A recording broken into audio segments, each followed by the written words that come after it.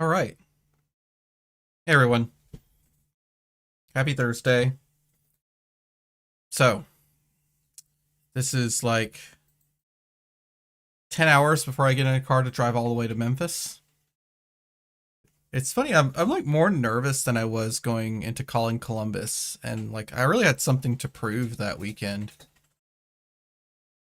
I think it's because I just felt the whole meta was solved, right? And now with so many heroes just hitting Living Legend like week after week because of the ProQuest season, it's kind of confusing like where we're supposed to be, right? We're trying to figure out how much Verdant's leaving affected the meta. So we talked about what to expect at Memphis last week, and I just completely forgot that we had a whole calling on the weekend in Brisbane. And I wanted to like backtrack and maybe check out like how much my analysis maybe matched up with what we saw in Brisbane, and wondering if that's going to hold true for Memphis, right? So Brisbane was really interesting. Let's just hop over. So this is fabtcg.com. If you've never been to this website, it's fantastic. It's a really easy way to look at the breakdown of matches. And we're looking at the Calling Brisbane results for day 1 and day 2. The win-loss ratio I don't really care about. What I really care about is like the representation. And if you look at the representation based on the number of like matches played, because this kind of gives you like an idea of also day 2 conversions, right? If you look at the matches played, then this is our representation in the field. So at the top we had Arachne Marionette. That's not surprising, right? He seems to be one of the best heroes you could play into an open field, even though he did have a slightly negative win rate. But that's not always uncommon with large representation. And then we had Arachne Huntsman and Victor Goldmane tied at 115 matches each, and Dashio right behind at 113 matches. And that's a pretty steep drop off into Gravy Bones, Oscilio, Phi, and Vincent, which are all within like 5 games of each other as far as like how many matches they played at the calling. This was a slightly smaller calling, of course, because it's on island in SCA.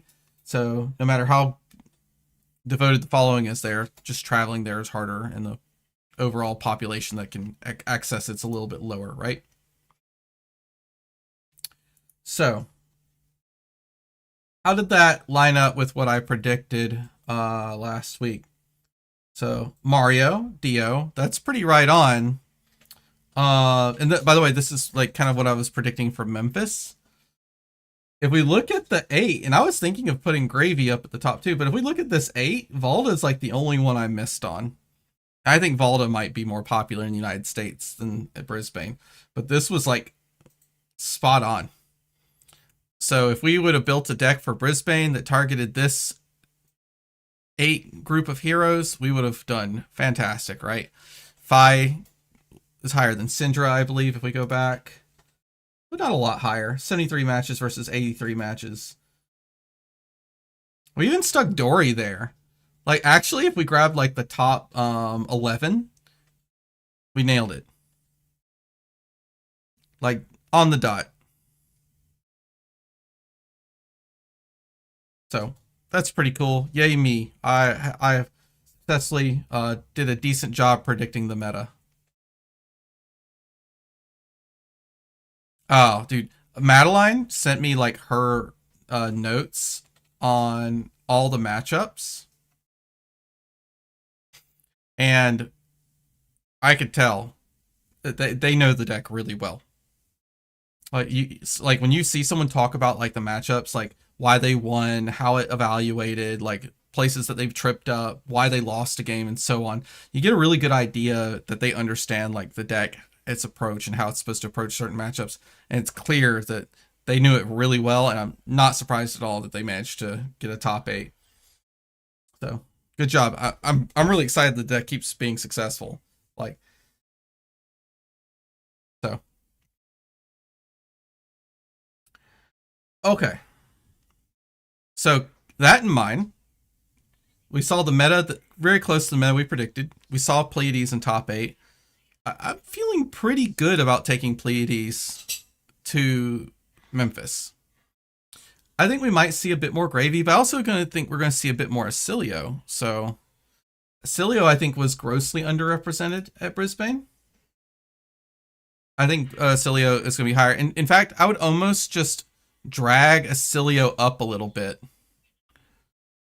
into somewhere in this spot and leave everything else the same. And that's about what I would expect. Maybe Valda pops up a bit. I still think Valda is going to be more popular in the United States than was in Brisbane. But we'll see. But, you know, the two Arachnes being top of the pack, Dash.io being top of the pack, Oscilio being very relevant. Those are all things that Pleiades really wants to see. Those are decks that we feel great into. Huntsman's very skill intensive, but we feel good into it, right? So I'm feeling pretty confident about Pleiades going into this weekend. I'm still nervous, like, and it's funny, I wasn't nervous going into calling Columbus because I thought I had the whole meta figured out, and then I showed up and half the room was Florian, and then I said, oh no, we have to adapt, and we did. But I was more nervous.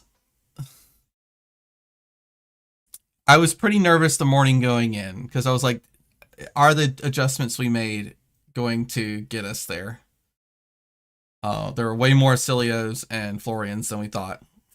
Anyway, so not much more to talk about. So I'm getting up bright and early to go pick up some of the people in Georgia and Damien from Alabama and head over to Memphis. I expect to have a great time, even if things don't go well. And it's a drive, so it's not even going to cost very much. It's just, you know, gas, miles, and time. So let's just hang out, enjoy our Thursday, kind of a pseudo Friday for me, and we could just play some games, right? So looking at what I'm kind of like currently thinking for Memphis, plus or minus 1 or 2 cards, it's really just the same thing we've been seeing every week. You just kind of slot in a few cards here and there. Switch over to 2 Fate for Scenes instead of 2 Shelter from the Storms. That's just a choice to be able to peek the top of my deck more often. Gravekeeping is a must. If you run into a Victor who's just like, hey, my only game plan is to play Visit the Goldmane Estate 12 times. Really hard to beat that without Gravekeeping. And same thing if you run into a Jarl and you're trying to play a slow, like, Sledge game plan into him. If he's like, I'm just going to throw Oakenold at you 15 times, it's really hard to beat. Gravekeeping helps that a lot. You just got to try not to get gamed by Remembrance, right? If you see the Gravekeepings late and they already have the cards in their graveyard, it's not as good, but, you know, hedge your bets. It's nice also that it's playable off Tunic, right? You can just put it in Arsenal, Tunic counters up, you have a target, you just throw it. Thoughts on Sledge or Millers versus Huntsman? I've been liking Millers, but I feel like a single post-clash, a single lost clash and your win rate goes down 20%. That's why we play Sledge. I don't have a problem with you playing Millers, but Huntsman so often like break pumps really hard into you, right? They just draw a bunch of defense reactions or something. They just keep break pumping. And so throwing Sledge at them is just way more effective at leaking cards out of their deck. And a lot of times you get kind of gotcha'd, right? Like they dagger and you hold your hand and then they don't do anything. And you go, okay, well, now I'm stuck either throwing a Miller's that's unsafe or I could have been throwing Sledge. And that's the reason we kind of approach it with Sledge. And if you run Miller's Grindstone and Rampart the Ram's Head, you're playing a game of chicken with them. If they run the dagger that hits armor, this this thing's useless. Like, the very rare occasion that they don't swing that dagger, you're feeling pretty good. But every other time, your shield does basically nothing. So that's the rationale for Sledge. Arachne Huntsman is one of those rare ones where I kind of would like Shield Beater. But Shield Beater's just bad into like every other matchup, so pass on that. Okay, so not a lot of changes here. I think I already have it loaded up in my Talishar. I do. Let's find us a lobby. I really want to try to hit one of the matchups I'm worried about. So that's like Phi and Victor, maybe even Huntsman. So let me take a few spots. Oh, let me share my jam with everybody, just in case you want to listen to what I'm listening to. There was a new Gorillaz album that just came out. That's what I'm listening to tonight. A new BTS album comes out tomorrow. That's what I'm going to make the people in my car listen to. If Vincent becomes more prevalent and some side sword base frees up. Oh, would you consider Renounce Grandeur? Let me look at what the card does before I...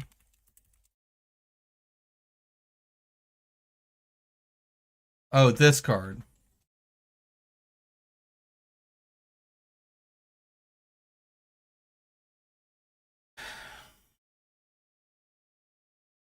No.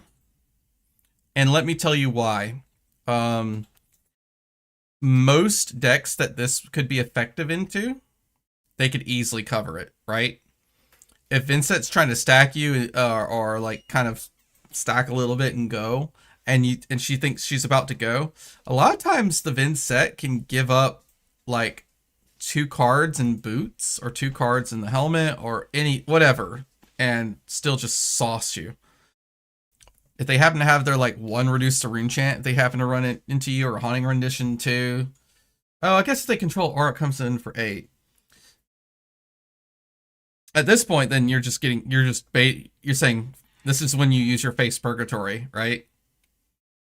So I wouldn't use this in Vincent. It's unreliable. It's not terrible. It's just unreliable. And in Victor, this is worthless. He doesn't mind giving you 2 cards and a piece of armor at all. Like, this is... And plus, like, realistically...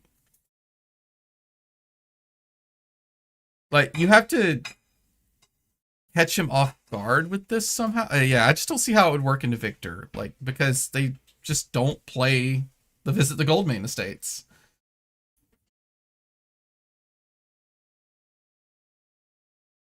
Like, even, like, Confidence or Dominate doesn't get you past this, right? Like, if they have 2 4 blocks somehow, which Vincent's actually pretty decent running 2 4 blocks, just because a lot of lists we see don't run them doesn't mean they won't. Especially if they're trying to stack you. They could be running them. Like, if I were trying to stack Pleiades, I'm pretty sure I would be on the 3 reduces. If that was my game plan, to try to stack her.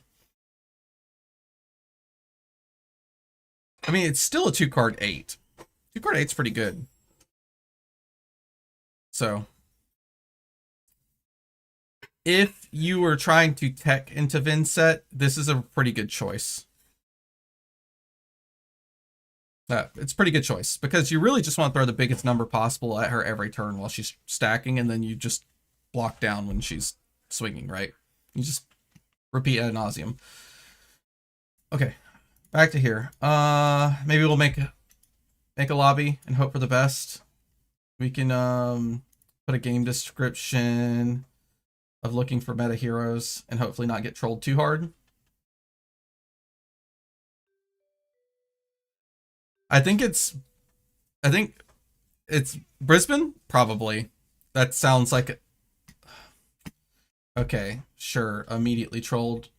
I mean, I'm not going to say no. I'll play.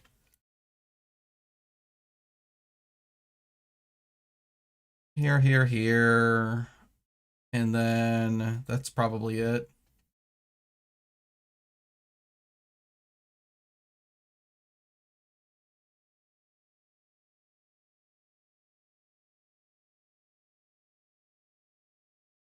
Uh,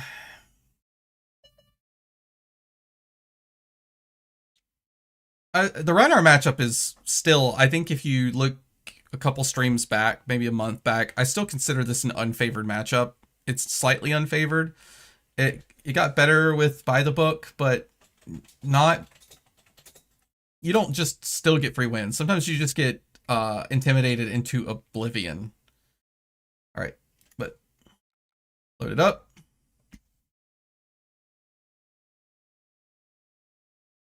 And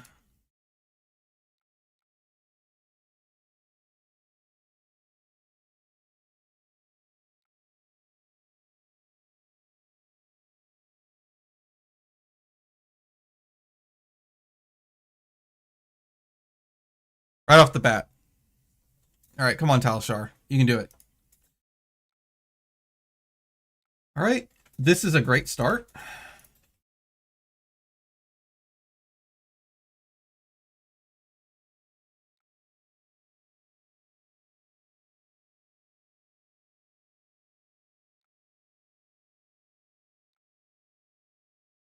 Sure. That's a bit frustrating.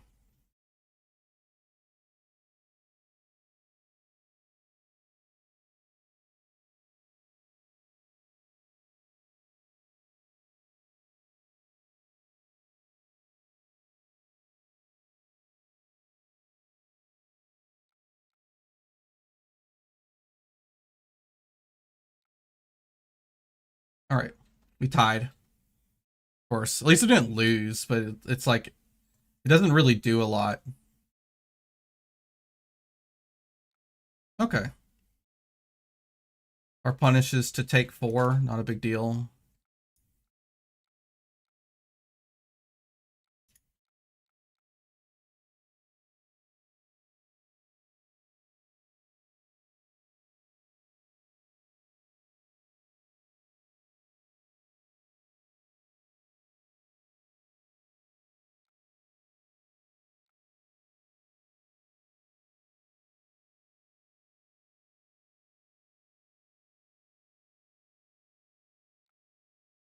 Hmm.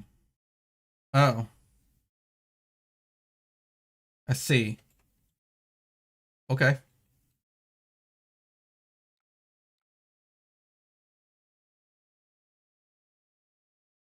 Unfortunate that they sent the yellow to the bottom. Hmm.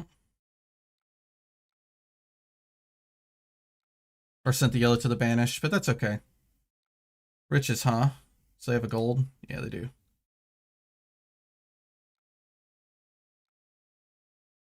Oh, there's all our blues.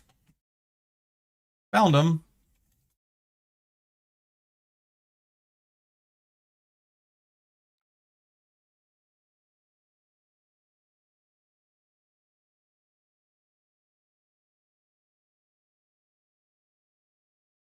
I just realized I should flip my camera. I've been streaming for like a month and I should have flipped my camera. Let me do that. Let's see, webcam. Can't believe I've gone this long and just haven't done it. Transform, edit, flip. Wrong one. Transform, flip, transform, flip. Now I'm looking at the center of the screen. My bad. All right, all blue hands, sure. Block 4. Nope. We'll keep the righteous cleansing.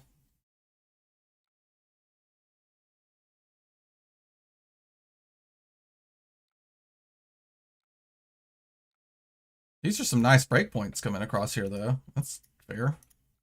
We still leaked 2 if we wanted. Oh, I guess we could have. No, we'll just save the tunic counter. I mean, I don't think a tunic counter is worth 2 points in this situation.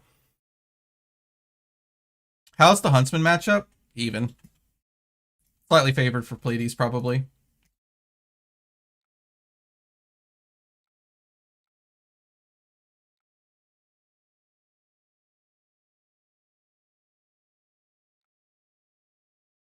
Uh, oof. Okay. I mean, that's just how it goes, I guess. It's too bad we don't have another blue here.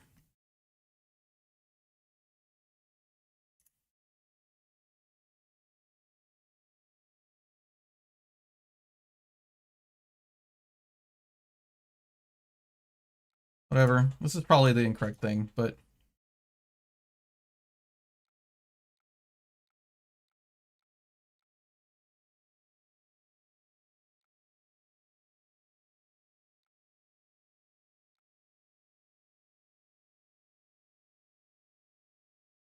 hmm.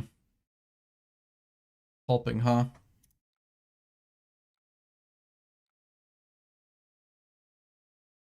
So we tied. That's fine. Oh, perfect.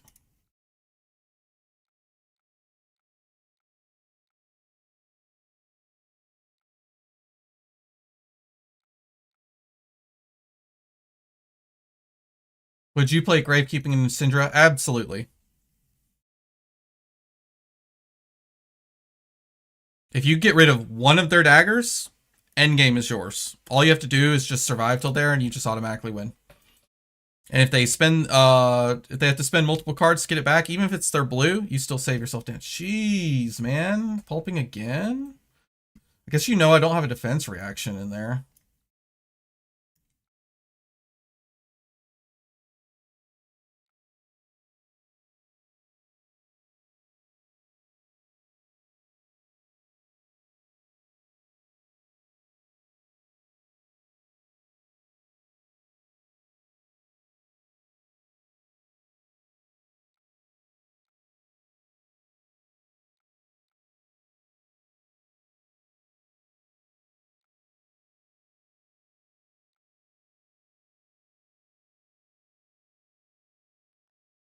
All right, skull crack, nice hit.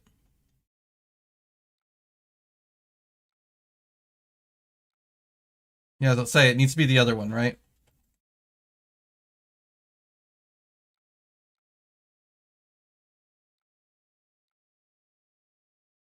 Oh, wait. Oh yeah, yeah, yeah. That's actually pretty legit. Okay.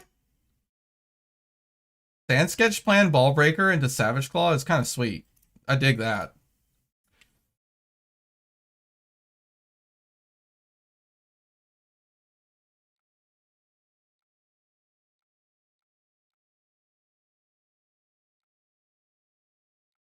Bro, how does this keep happening? I don't know, man. I don't know. I don't know. Uh,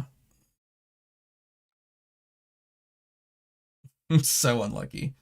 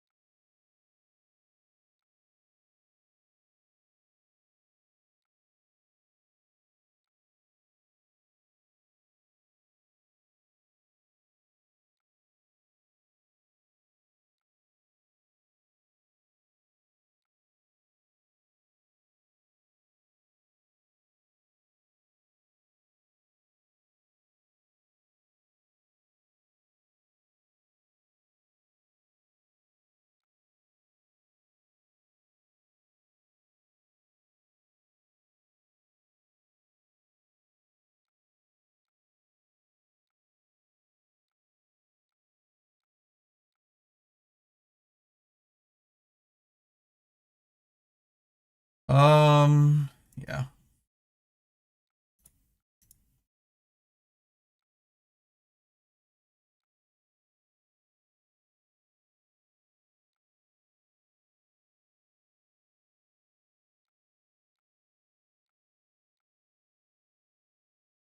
No, I could have gotten a toughness token there. That was a mistake. That's misplay. I am playing badge. Just do blue 8. It's fine.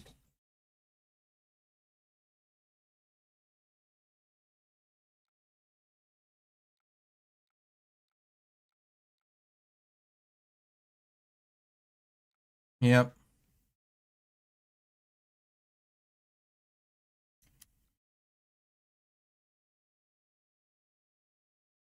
Okay, so you do play Blood Rush Fellow. I was wondering.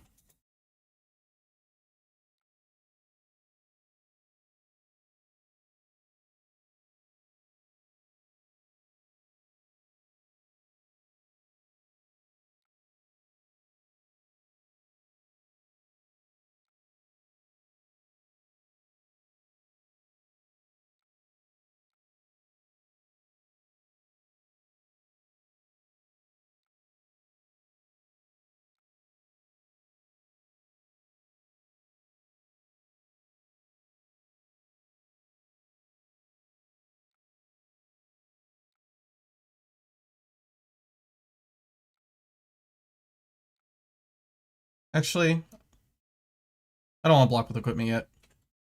There's no reason.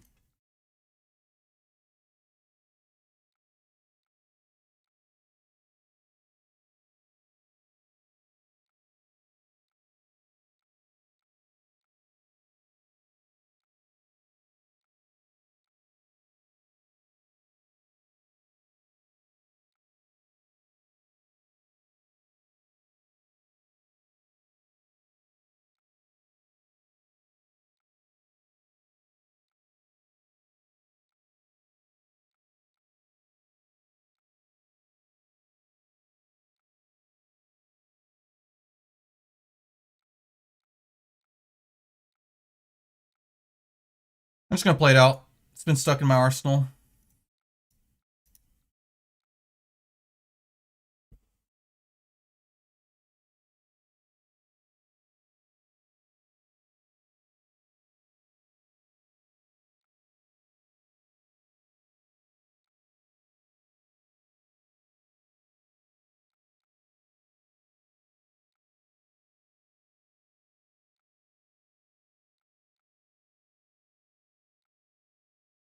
Do I want a do do I want to swing Sledge twice? I kind of do. I kind of do.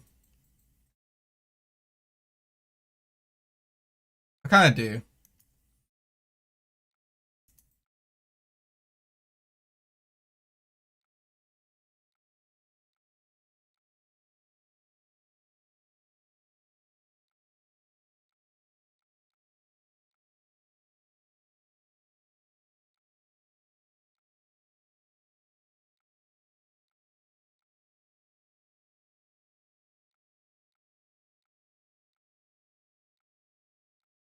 All right, his goal is to try to one-shot me, I'm sure. Dude, I swear to God, like, my test of iron grips just don't exist, right?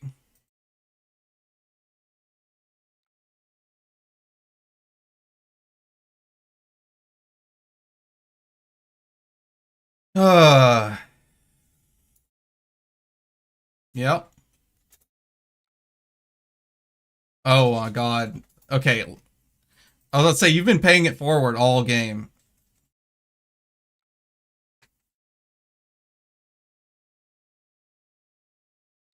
Okay.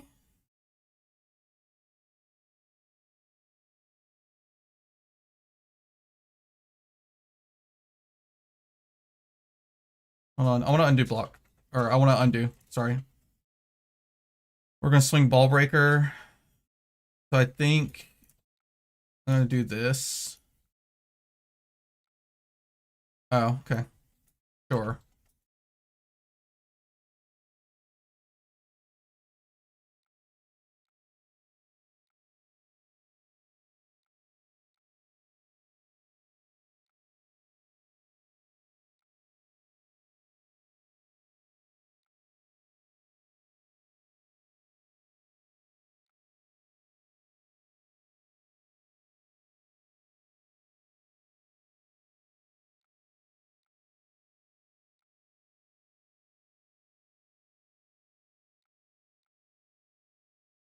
Okay, I don't think you could one tap me from here.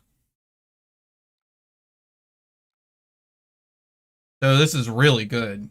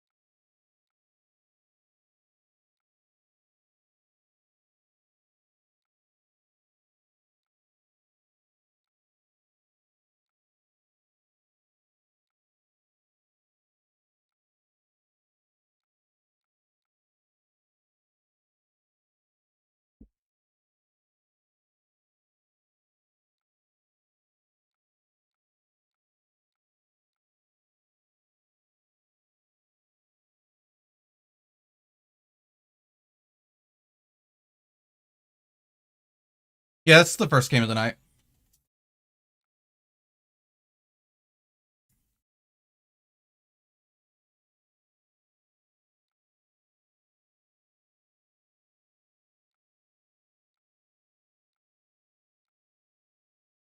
Well, I don't want to tie. I want you to lose whatever this card is. So we'll put this on top.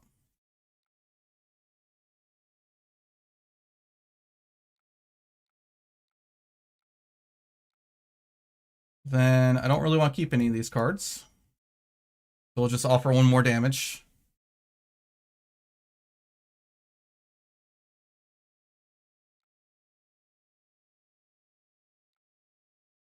Oh, I see. I thought I was just gonna leak like one.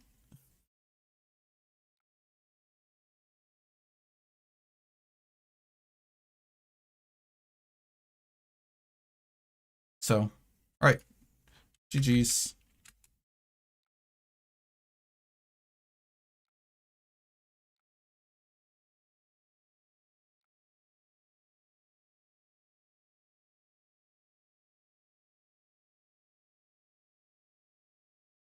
All right, hop out.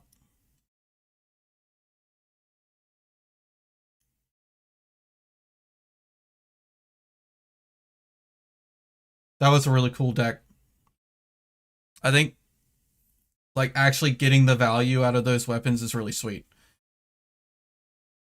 What deck are you most scared of this weekend is PLAYDEEEEEZ. I'm gonna like be straight with you. It's literally the unknown. Like, as far as known meta threats, I don't mind. I don't mind. This is a frustrating matchup. I don't mind. This is whatever. It's technically unfavored, but my win rate's been really good into Gravy. I don't mind. I don't want to see Fi. I'll be straight up. I think the matchup's probably fine. Vincett's a bit tough. So I feel pretty good if the meta gets even close to this. If we scroll down, then like Jarl is really hard to side correctly against because he's got a lot of different archetypes. Valda is scary because just getting slammed with Dominate over and over again. I don't want to see Teklevossen. I just need to win round one. Victor's not doomed. We were beating Victor. By the way, remember, Victor hasn't changed at all. And I beat a Victor in my Colin Columbus run. And I've looked at other people's matchups. They've been beating Victors. Victor is fine.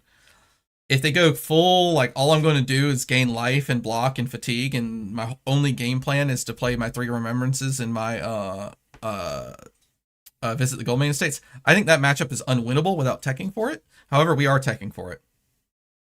So we're like, I'm going to run Gravekeeping because unless he waits and plays all 3 visits at the same time, and then he's vulnerable to Ripple Away, right? And if he doesn't play all 3 at the same time, then I'm going to snipe one of them when he tries to Remembrance, right? So, or I'm going to snipe and make a Remembrance worth less. You only have to take a couple of the plays off of Victor, and things start getting pretty bad for him. Yep, and the Gravekeepings, guess what you can do with them? You can Remembrance them. So what you do is you Ripple what you can, you Gravekeeping what you can, you Remembrance those back into your deck, and you play them again.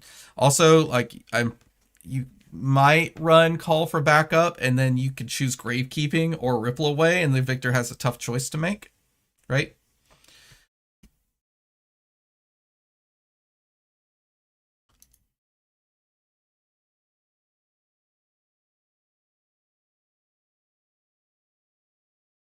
All right, I'll make a lobby. You have to stay above like 30 life? Well, luckily Gravekeeping can be played with your Tunic counter. All right, Oscilio. We click the Oscilio button. We go first. We check. Looks good. Check the deck. We should be very close to a clean 60. Looks good. And we hit the confirm.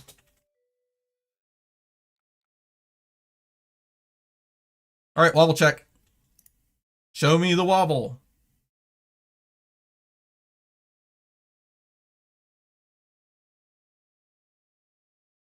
Oh, he's gonna look for it. Come on, you got it. Oh, happy to see a lightning press go. I'll trade a wobble for a lightning press. Or amulet. I am really confused why they're just playing stuff. Okie dokie. Well, this is the card I want to play the most. Sure.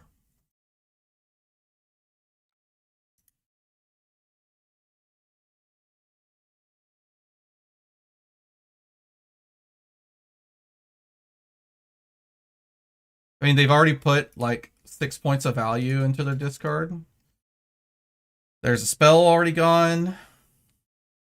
This is not a good start for you, Oscilio.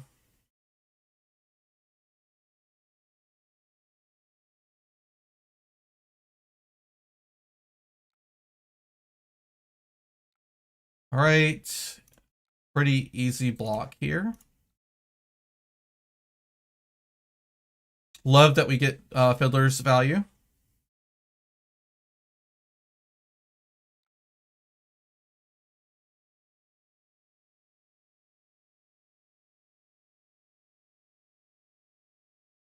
Okay. So it is, I think it's technically correct for us to play the palm here because we only have AB3 anyway. And so we're going to at most lose 1 life if we draw a red. We drew a red. But we should gain the life back.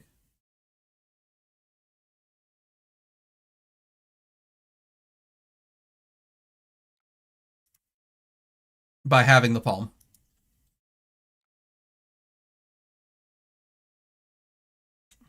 Also blocking the fiddlers gained us essentially 2 life back on that too.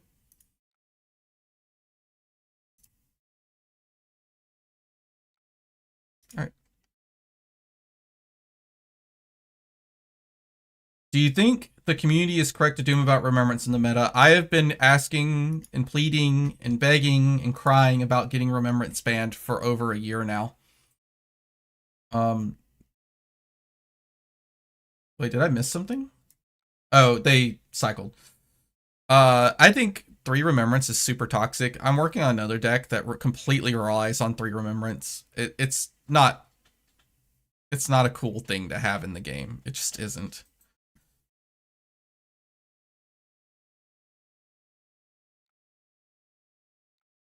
All right, drawing that fate is unfortunate.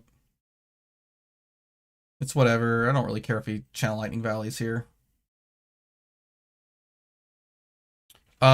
I think personally, I think it should be restricted. Yeah, we'll sync that.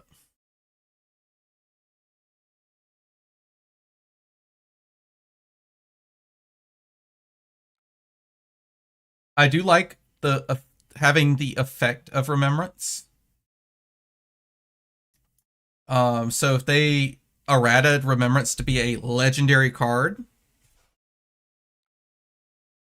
Oh, that the picking 3 unique name cards, that would be a total errata. I think if they just restricted it, it would be in a really good place. I like the ability to have a card in your deck that allows you to even up the variance some. Maybe you had to block with all your power cards because you just drew them. And I like the concept of... What's he doing? Nothing?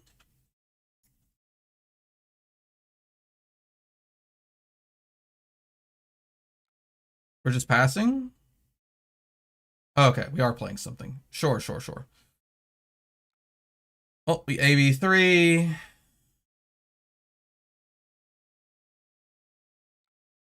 And then we'll play the up on the pedestal to float our palm.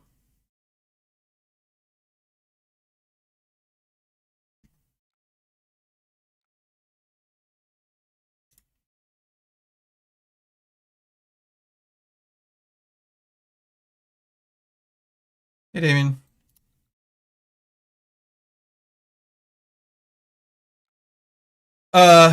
Yeah, but they set remembrance to be restricted. I think you get all the best parts that remembrance is supposed to help with. How many cards do we play in Ira? Your entire deck. Except for maybe one Amulet of Echoes. That's a pure fatigue matchup. If it's aggro, you win anyway, so you don't need to worry about it.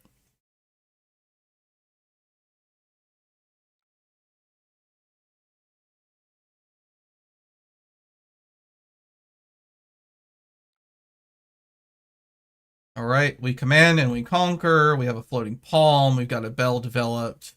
They've already burned away all 3 nulls. So they're very limited on their spell choices here. So to get my ProQuest win, I had to play against a Ira specialist, and I've played against him before and lost. And the round went almost 100 minutes. I think it went to around turn 40, and the only way I managed to figure out how to win was to intentionally start wasting cards out of my deck so that I could cycle Heart of Findle faster.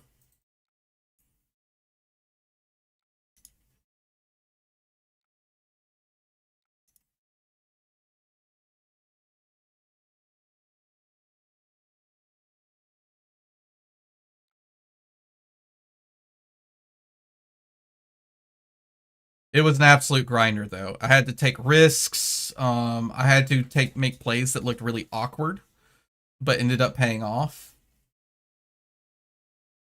Like, what is happening?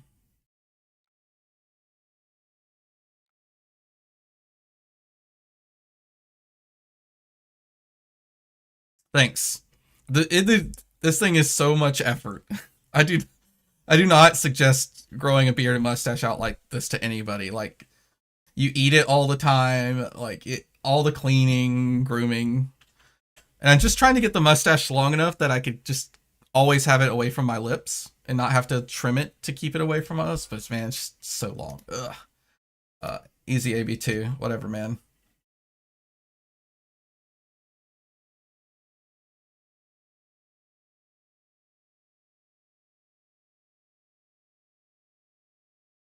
Uh, Ludiville, that's like almost precisely what I played into too. It is very difficult. Oh, we're just wasting all of our spells, I see. Okay. I guess that's where we're at. Well, I don't really want this.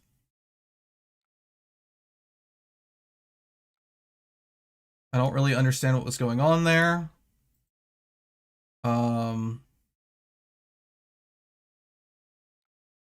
I guess I'm just gonna throw the hammer.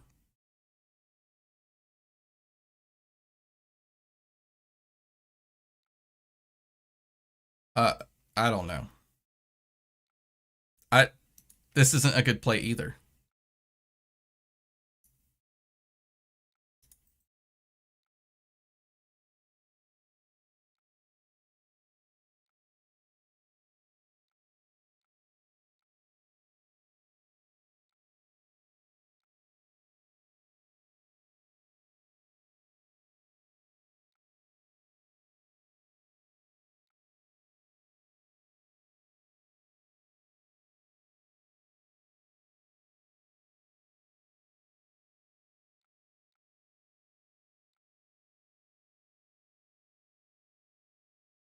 The only thing I can think of is say he's gonna lightning press this and pass. It's the only thing that makes any sense.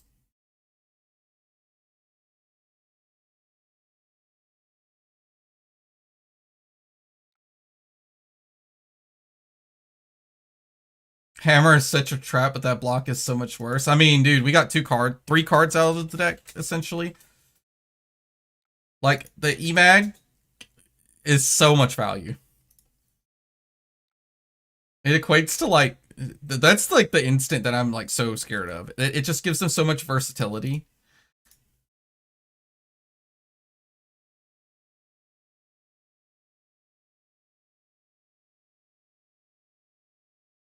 If they block this, like, I don't know.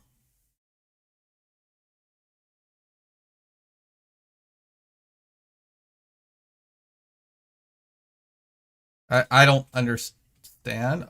Are they just blocking with equipment? Are they just giving up the gloves and hat for some reason?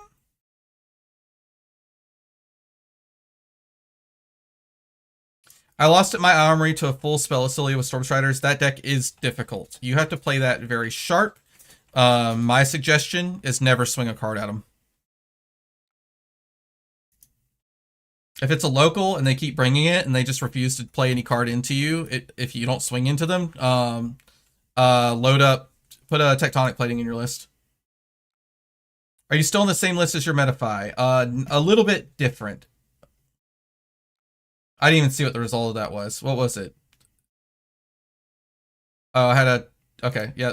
We got another Blast Oblivion. Sweet. Here's what I'm testing right now. So really, it's just I fit these in, and we took out one by the book because it was mainly good into KO, and he's Living Legend. It's still a good card, but you gotta make space somewhere.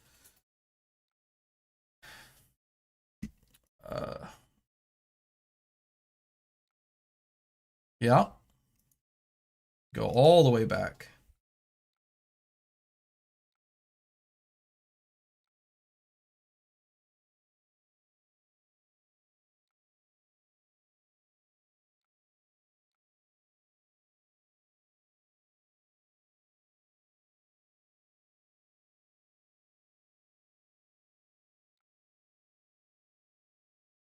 I mean, if it's your local, like, teching against you, then tech against your local. What is happening?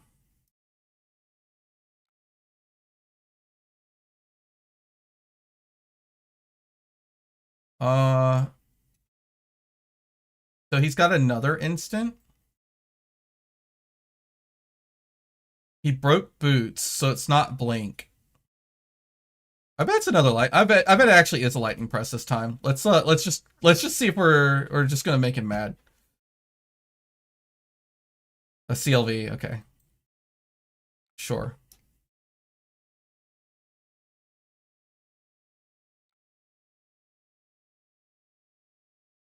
I mean, this was not the correct play, but I wanted to do it. If it was lightning press, it was gonna be really funny.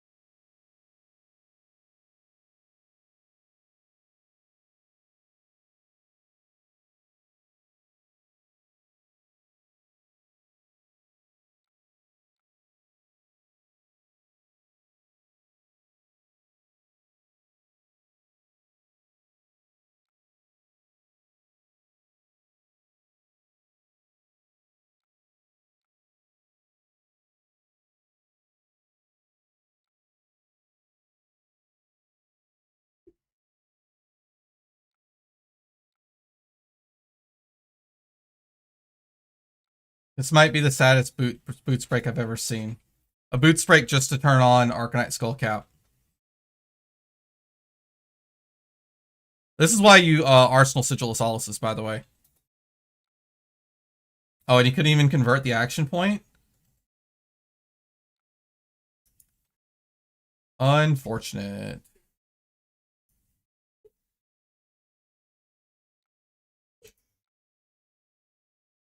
I mean, if they just show up and like kick your butt with a rogue deck, that's cool. Like, but if they're showing up every week, adapt to them and crush them.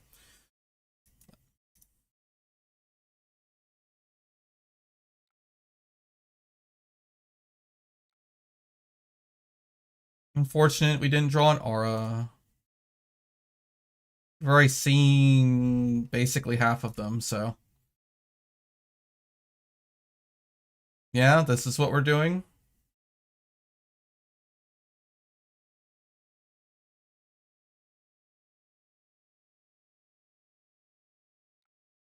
I don't understand what he's doing with his hand.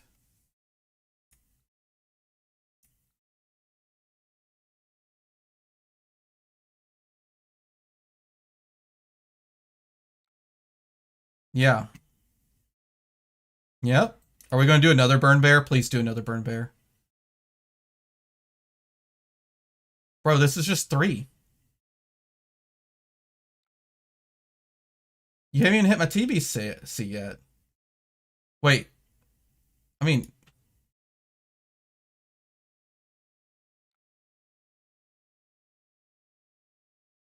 Uh-huh.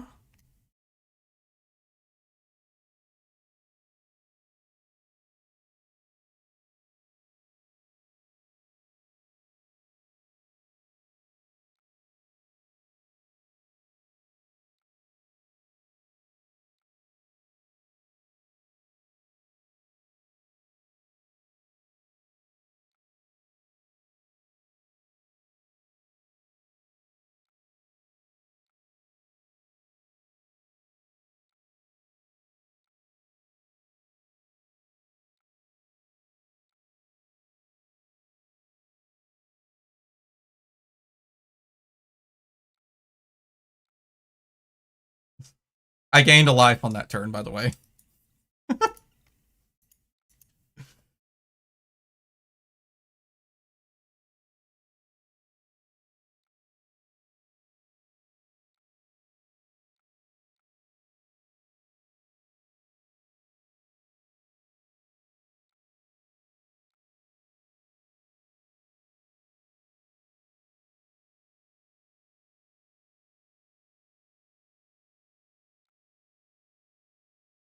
Well, that was fun for us.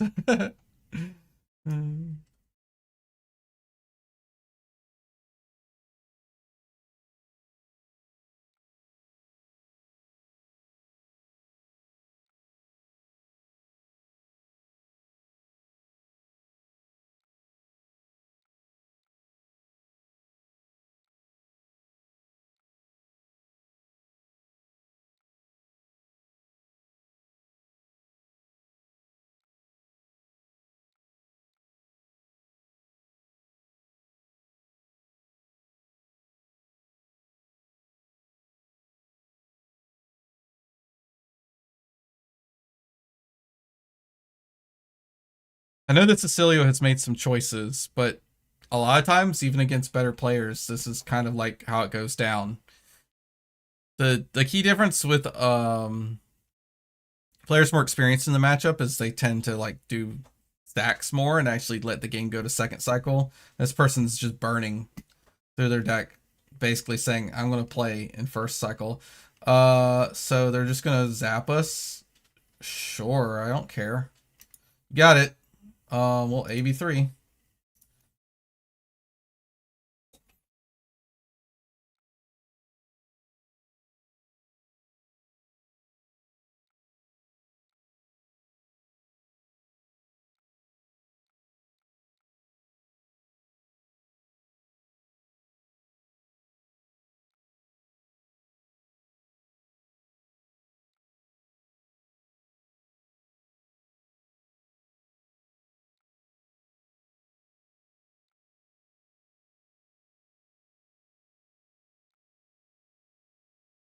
Oh, yep, they're with their arsenal, I guess.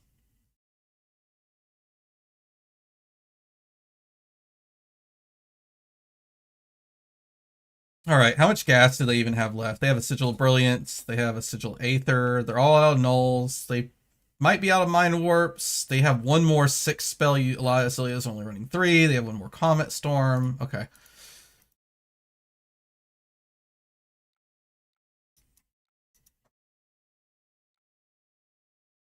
So it looks like they want to play Gone. This is Gone and Flash Instant, Gone and Flash Instant. Is that what we're going for? Yep.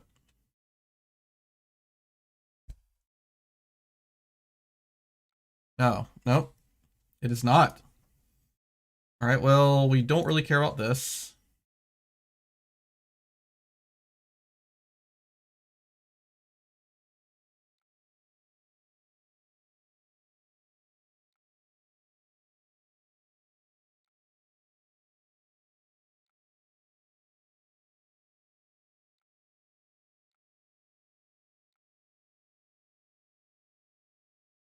Look, they're dodging Bell. What's the best way for an Oscilio to play around the bell? I've only seen go again and big spell. Yeah, you could totally win the game and do that. You just have to play like really smart and look for your outs. Like it's a hard matchup, like, but that's the way you should be playing into bell, or you just play into bell and get it over with, right? Like if you draw a really nice blink turn where you started with an embodiment of lightning, just make the opponent scared and bell you anyway. Like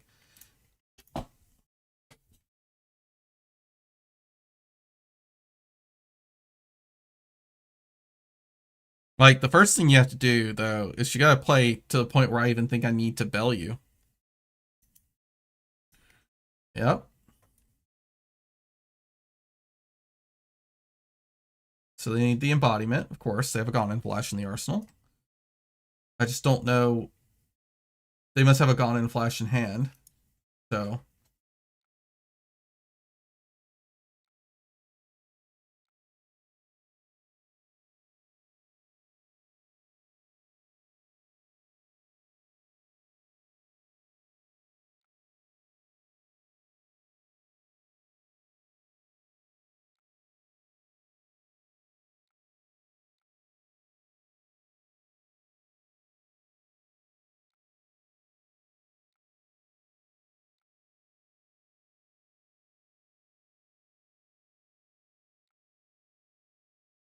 All right, so their CLV's there. Good to know. They could fish for it, but it kind of nombos, right?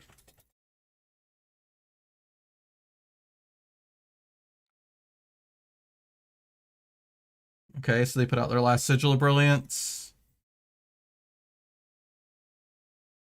So if they're going to have a turn at all, or like a big turn, it's going to have to be next turn.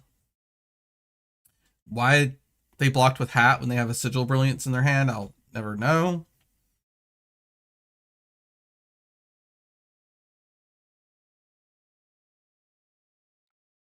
Yep.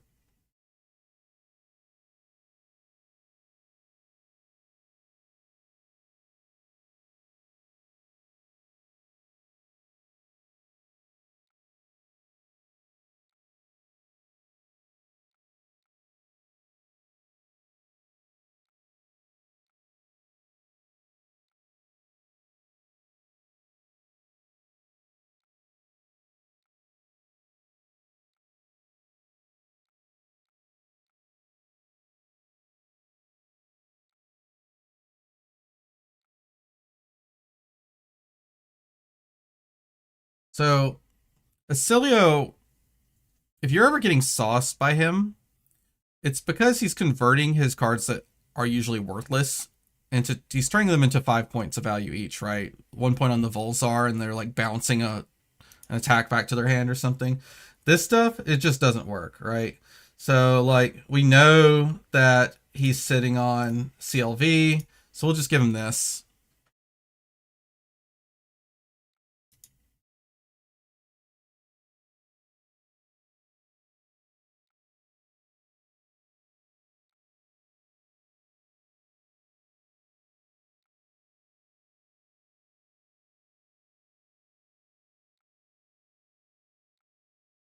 Yeah, we can give up Tunic.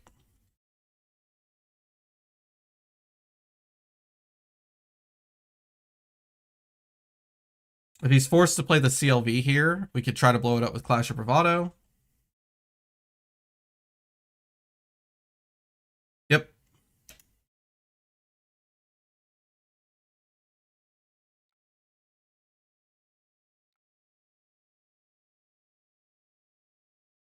Actually, I'm gonna bell him.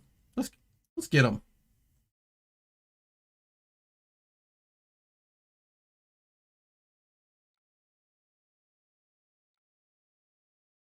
Yep, pitch into your Volzar. Mm-hmm. That's not a lightning card. Alright, do we have a spell in Arsenal or an attack? Isn't it a Gone and Flash in Arsenal? Oh, hell yeah. Let's go.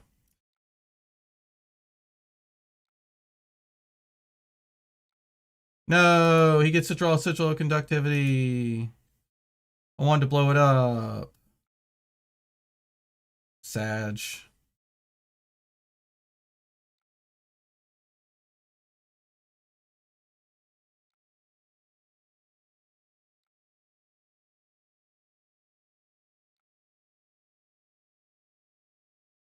That was unfortunate. Damn you up on a pedestal.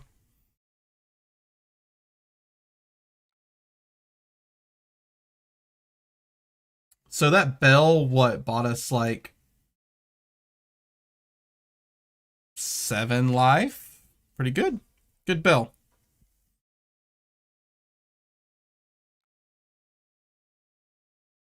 All right.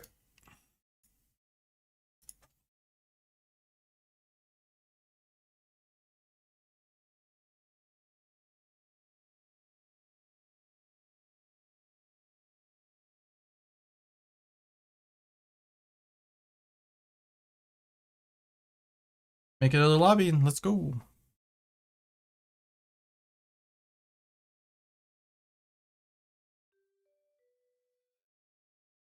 Is this the same as Oscilio?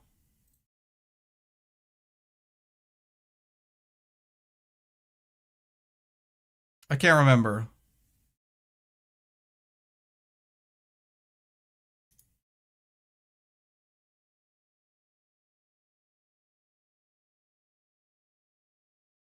I think it is.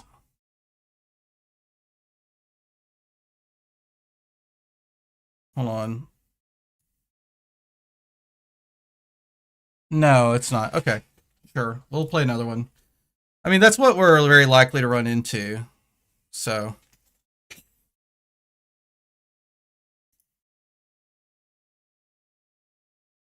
All right. Oh, I have a button.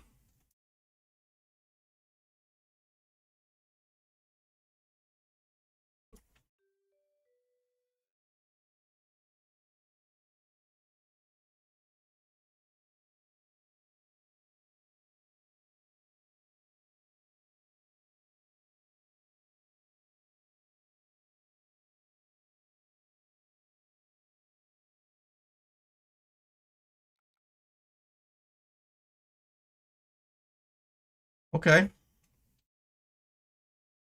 I mean, I don't mind just dropping a TBC into Arsenal.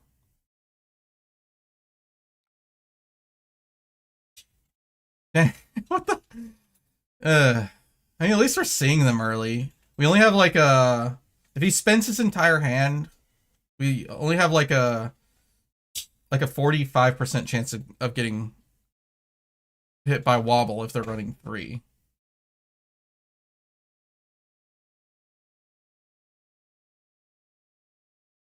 So they're just wasting cards, huh?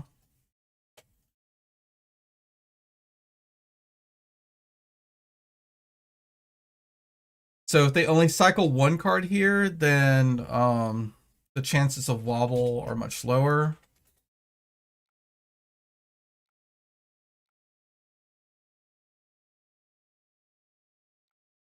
They cycled 2 cards. I think it's like a 42% chance to get wobbled here. No wobble. All right.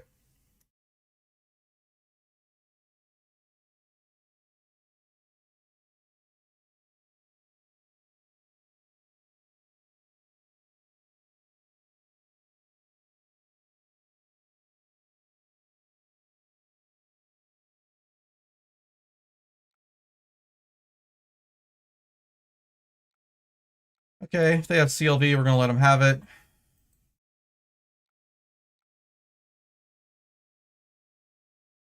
Gone and Flash in next hand. They could go for it. They could try to draw it. If they have 2 instants, or 3 instants, it's actually not a bad play.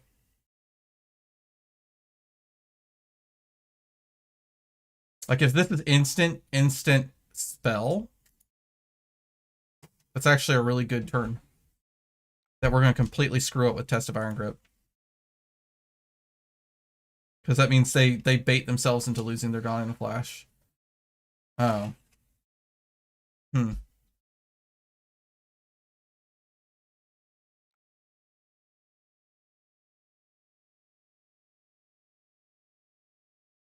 Well, I don't want to IP on this test of iron grip, and I'm not going to. So I guess we're going to just rip it.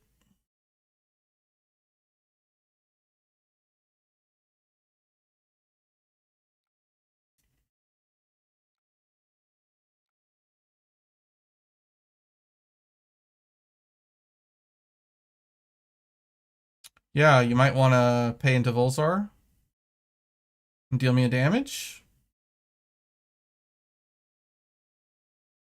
Oh, you can't. I guess the sigil's out.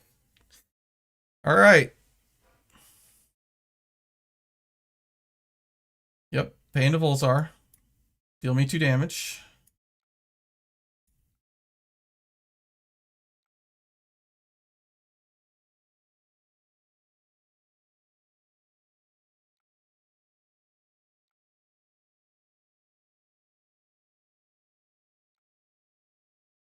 Okay. We're sitting on a TBC. We got a toughness floating with their Gone in a Flash Hand that's coming up. And we have an Amulet of Echoes. I don't mind throwing Millers here. Especially since we know it's confirmed.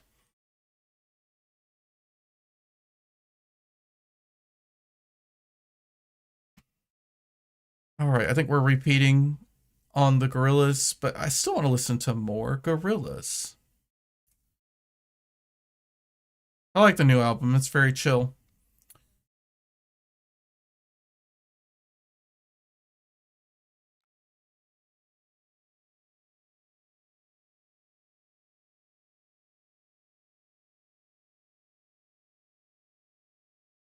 Why is it so hard to just find the discography sometimes on Spotify? Albums, there we go. Jeez.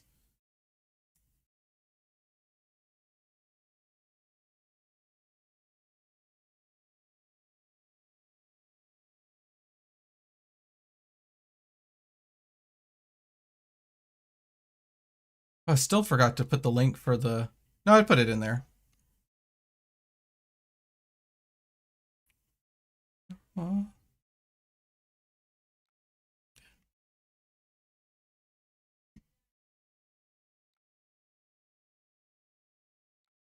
Huh. These wastes of Emags are wild to me.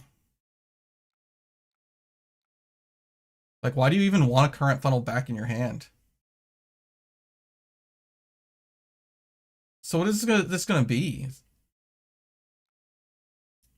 It's just current funnel? Like, sure. Uh, no, that's fine.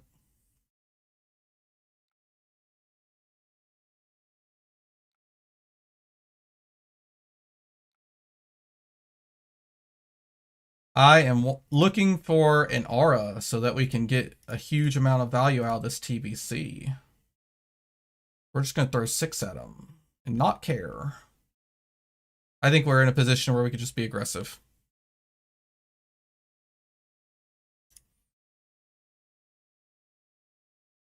Yep.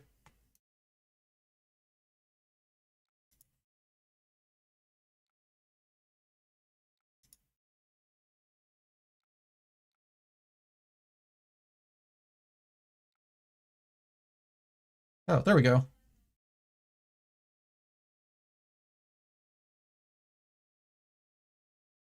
It would be really cool. Yellow. He's cooking. These are some bad cards. All right, let's see what we could possibly draw. If it's a blue, we're feeling like really good. Oh, it's another Sigil Solace. Do we hate that? I don't think we hate that.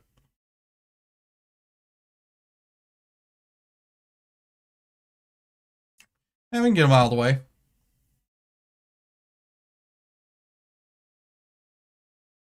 This might just be a block 3 and 3 angle. Yeah, this interaction's a lot less good when it's a yellow flittering.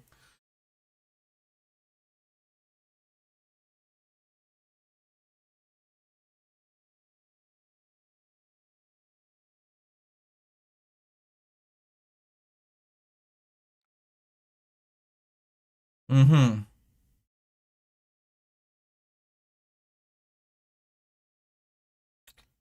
Okay.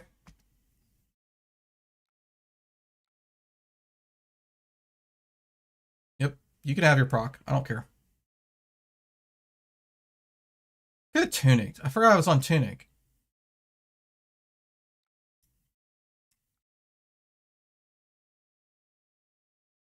Yep.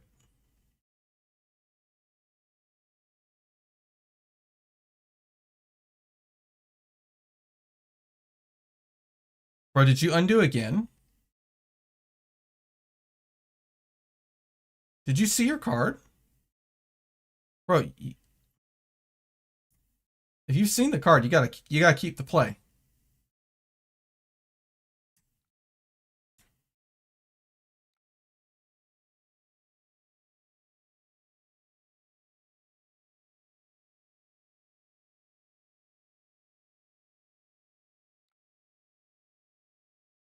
Bro, did he just discard a... That's crazy.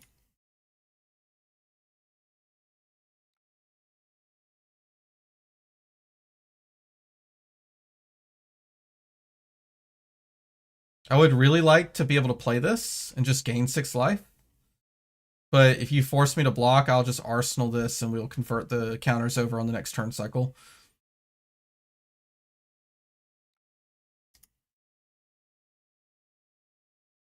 Are we passing? Oh, banger. So good.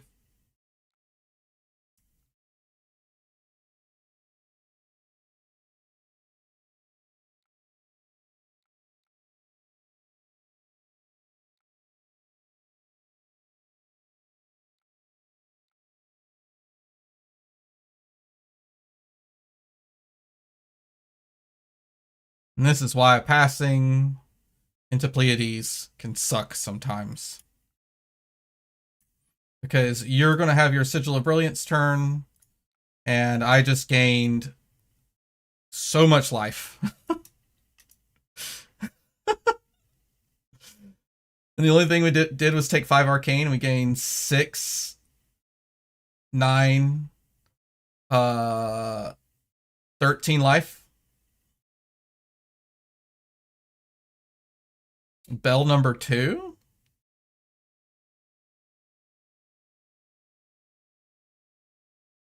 Sandra. So we will try to wait to peek our top card with Fate before we draw off Palm.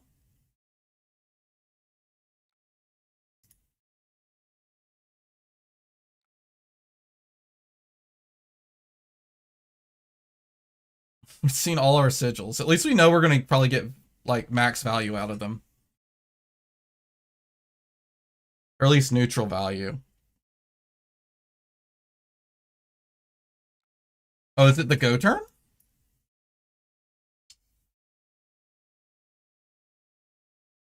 Oh, it's the go turn. This is a terrible time to go. We're on Tunic counter. We're on Fate first scene in hand. Like, tons of life gain, so you can't even, like, try to fork us. Like, this is a blue no matter which way you look at it.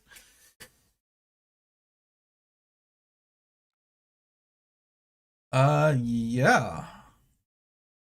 So, there's really nothing we're that afraid of here. A lightning press is annoying, but, you know, it is what it is. We see a test of Iron Grip on top. Mm-hmm. So it's a lightning press.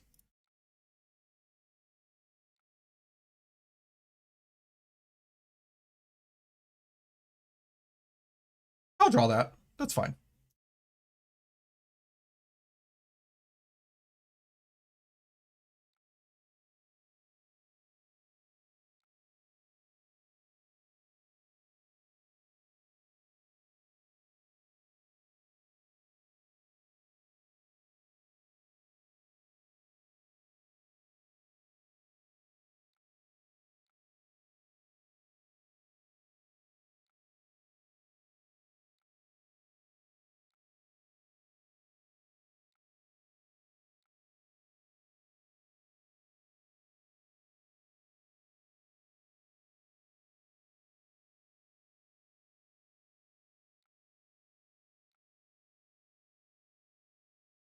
If they swing with Gone and Flash one more time, then we actually have an opportunity to AB6.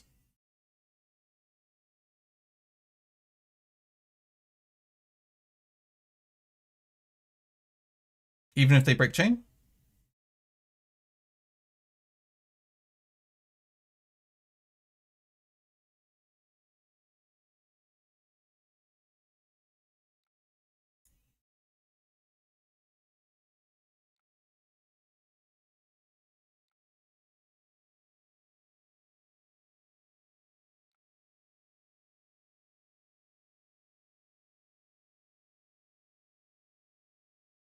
And even if they don't, we just AB3. You know, we just...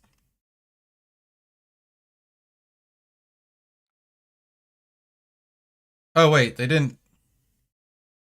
I'm confused. Well, this... Wobble check?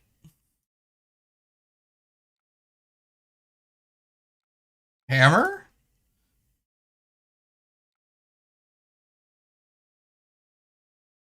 I thought they broke boots, but I guess they undid.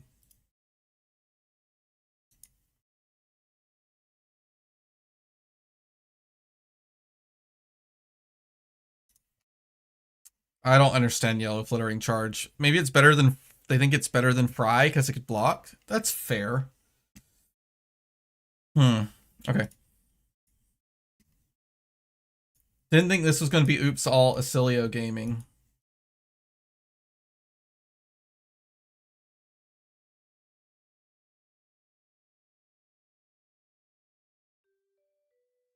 All right, go for the three-peat.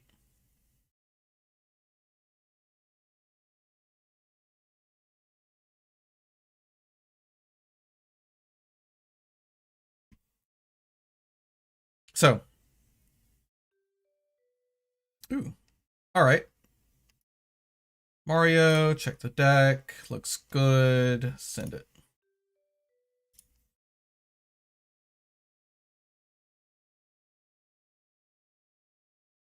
What do you guys think the meta is going to be like? You think it's going to be a repeat of Brisbane? I still think Gravy's going to come out in more force just because, like, everyone's expecting Hot Guardian Summer. Actually, the calling literally starts on the first day of spring, right? Hot Guardian Spring. So if we have Hot Guardian Spring, that means Gravy's coming back, right? For sure.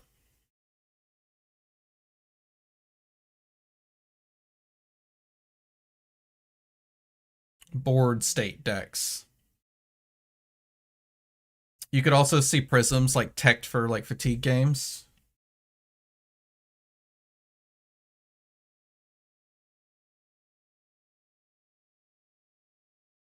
Though Clash of Bravado and Midas Touch is something all Guardians have access to. A really messed up set of cards into her. So probably not. So the only board state deck we really have is Gravy. What do you guys think of the new hero? Do you think he is going to like actually present like a wrinkle that like Enigma used to present? I think Pleiades would be okay into Enigma. Clash of Bravado is like really strong. Where's our tab?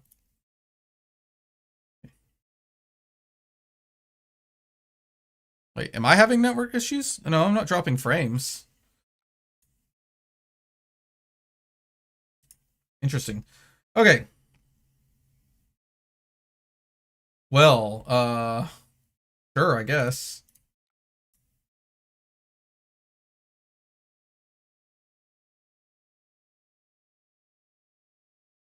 Hey, Sean.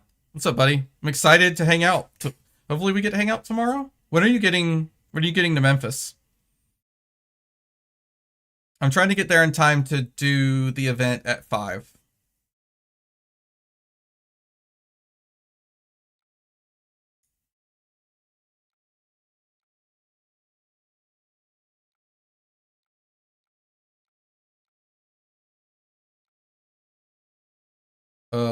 Sure. I mean, actually, this isn't that bad. Oh, no, this is pretty bad. We just got a hot rip here. Ugh. I don't want to get marked by this. It's so bad.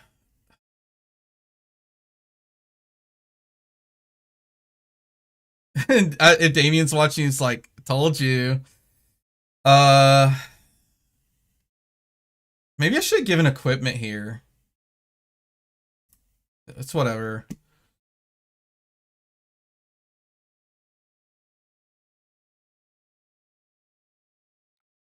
Yep, I want him to flick. All right, flick is done. Get that out of the way.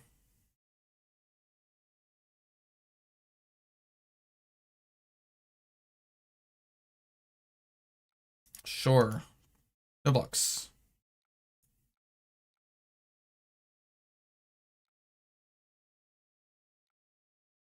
Um,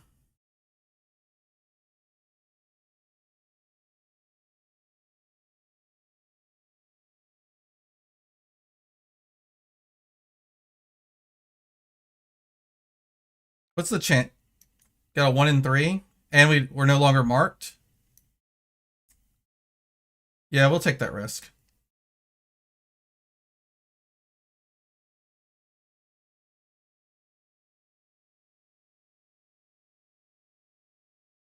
Oh, I'm in.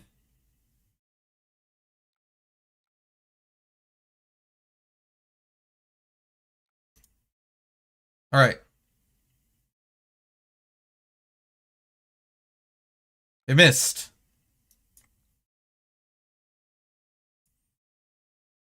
Banger.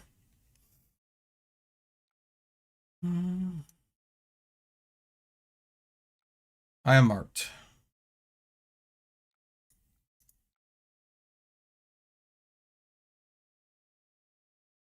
All right, do it. You know you want to make a Chelicera. Dang it. Uh,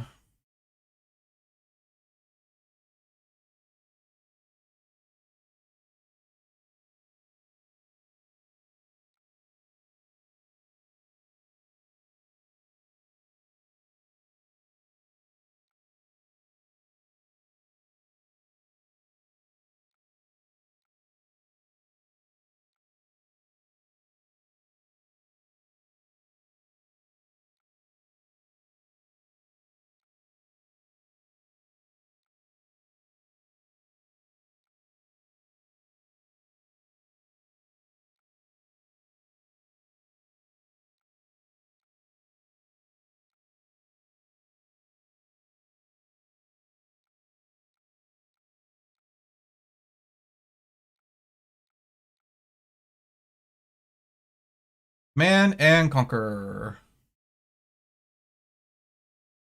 That way, even if they give their mask here to do a flip, still makes their turn pretty weak.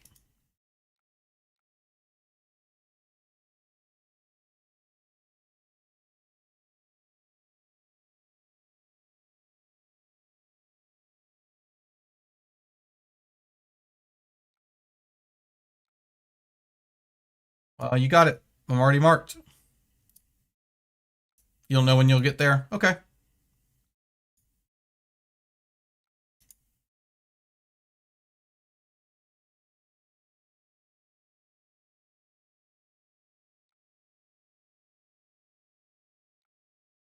All right.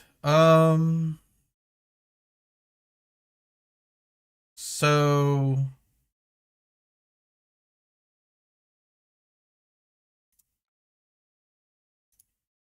if they pump this, I'm like really, really okay with that. This is actually a cool play that we get to do with Gravekeeping specifically. So we get these 2 cards. I'm happy with either one.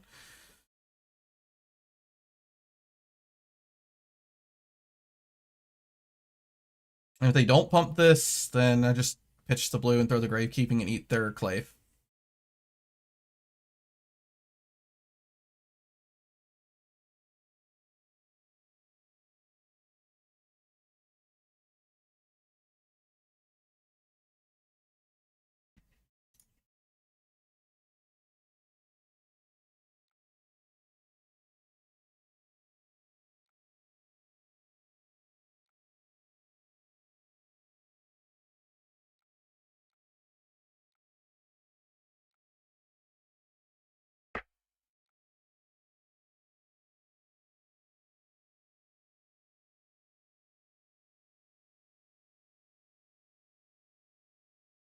We give them an opportunity to mask a deceit here.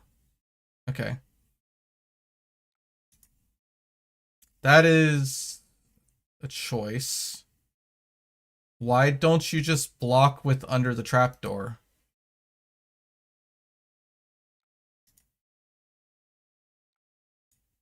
Huh.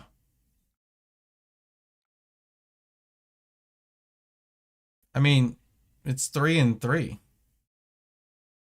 Yep.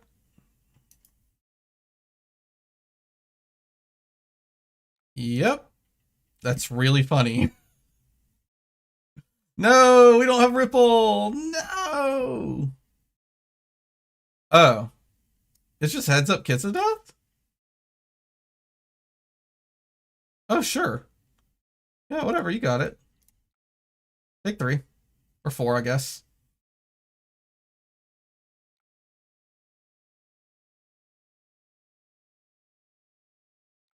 We'll pass the toughness to the next turn.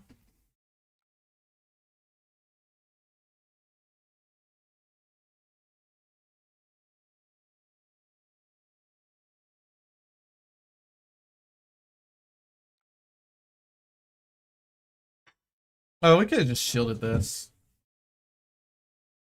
Sure. Oh, this hand balls. This hand is terrible. Uh-huh.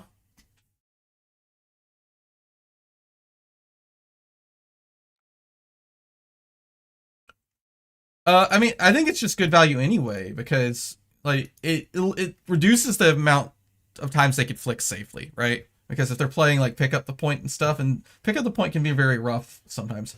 Okay, so raw Chelicera, so this is going to come in for at least 7, but it could be more. They can't give it go again without at least sending it to 7, and then if they try to give it go again, like I don't really want any of these cards though, so I also don't want to just like gratuitously fatigue myself either. Then I think the correct block is just cancel. It's just block for 7. And then we will put a blue 8 and a blue 8 on top.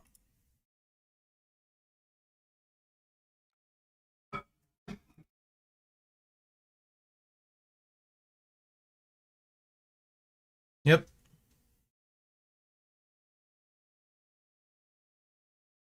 We're a bit behind right now.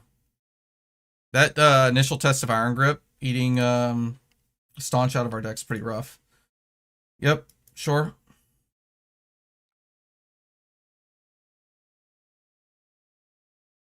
Yep. I guess I'm marked.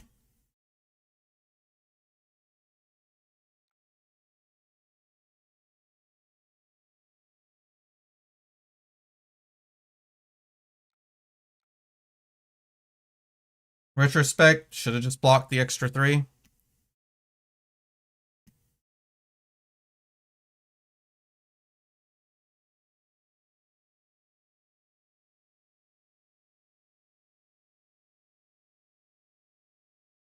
Yep. Man, we're behind.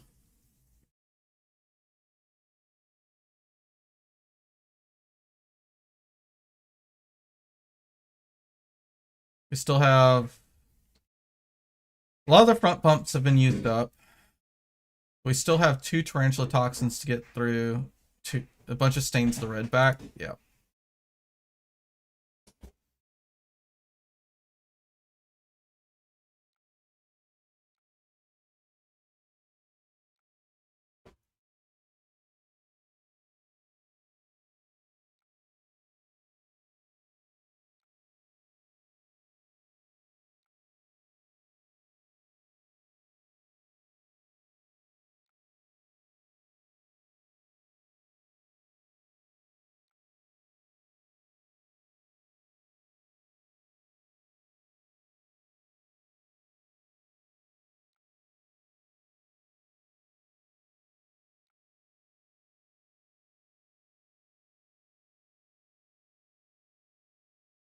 I'm kind of forked right here, right? It's okay. Wish I had tunic counter. Then I don't have to worry about it. We get juiced by Codex, but uh, I don't know. What?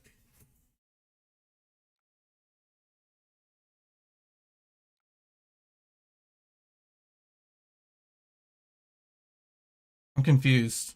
What just happened?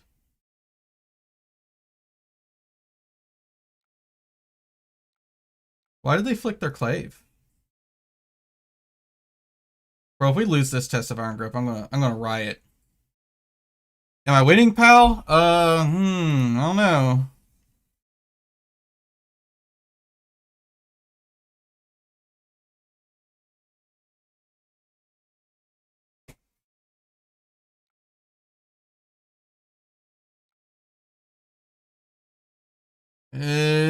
This is like a coin flip. Okay. Whew.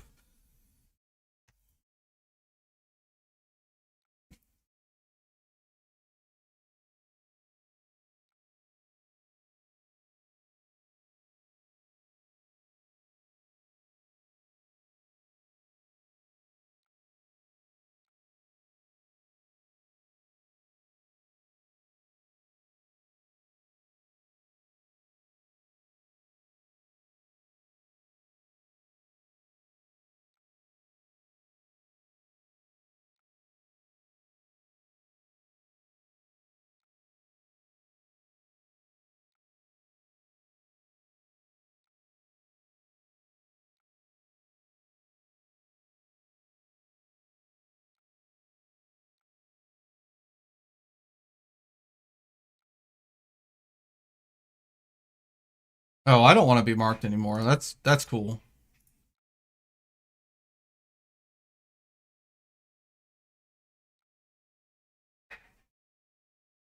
Well, we're not gonna let you just keep chain marking me. That's fine. Unfortunate.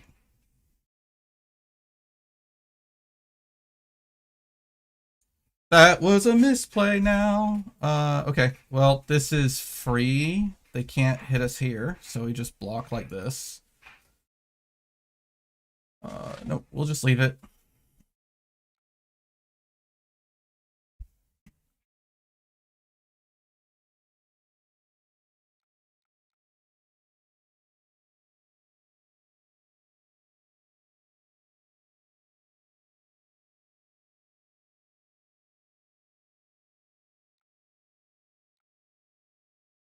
Men.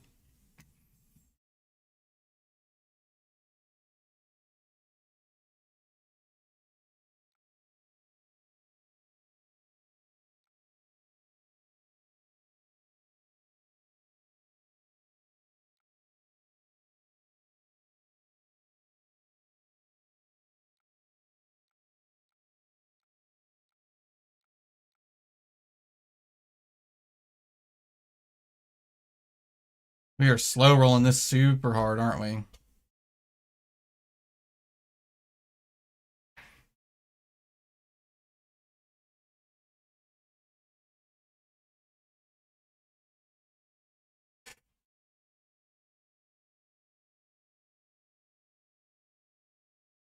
I think they're overthinking some of this game.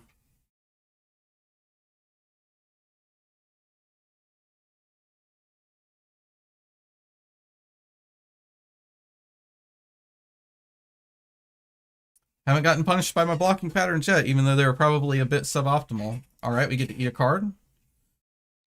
Nice. What is it? Got the D react. Nice. +1 hammer swing. Arsenal to TBC. What is with these all red hands? Come on. Ugh.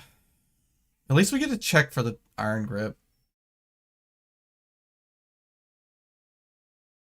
If they front pump, then we get to double check. Yep. So front pump.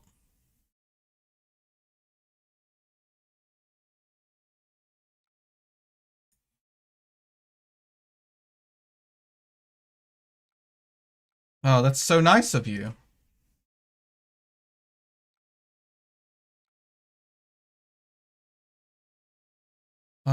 Do I need an up? No. We'll go for the discard because they're gonna tunic here.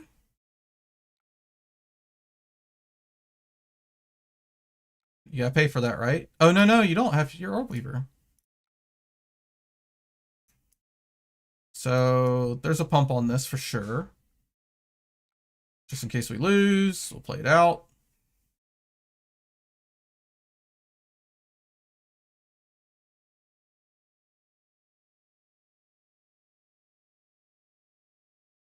We gained a bit of card parity. This is why we could kind of just block haphazardly. All right, we won it.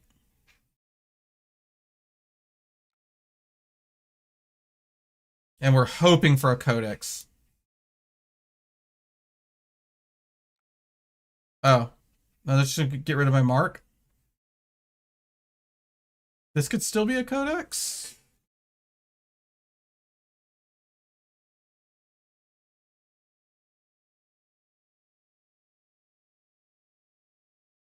Okay, it's T-Tox. All right, that's fine. That's fine. Do I want to prevent one life? Nope.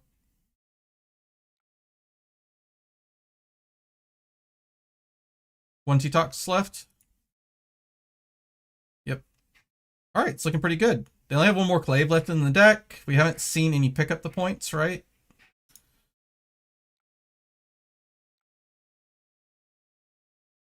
They're eventually going to find hands that they can't convert at all.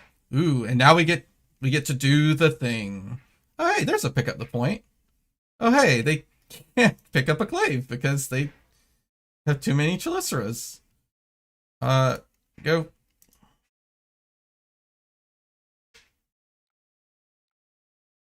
Sigil of Solace. It's a tie. Do we want to sink it? No. We'll go ahead and draw it.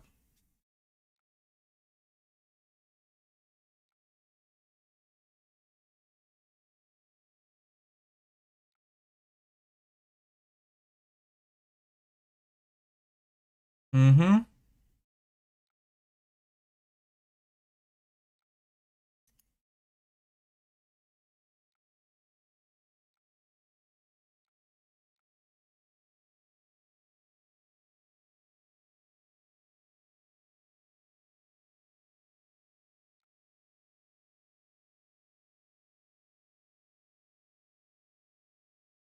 I don't really care if they draw a card.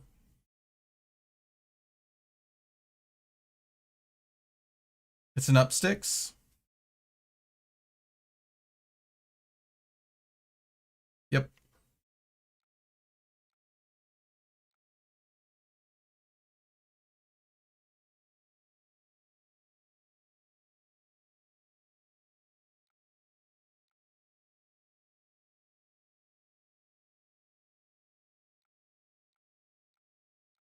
Yep, that's what I thought. All right, game is completely flipped. They do have an up sticks. I don't know why they didn't flick to prep for it. I think that's a total misplay. I guess they're like, hey, he's got a miss on top. Well, surprise, I don't have a miss on top.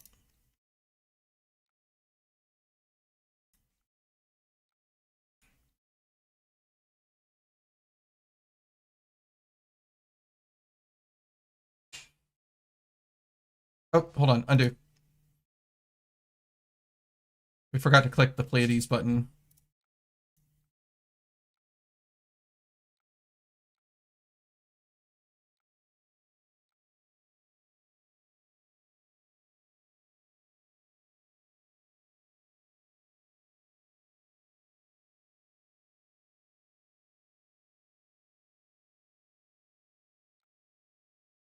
Yeah, that's a mistake, buddy. What is happening? Why doesn't he just flick one of these Chaliceras?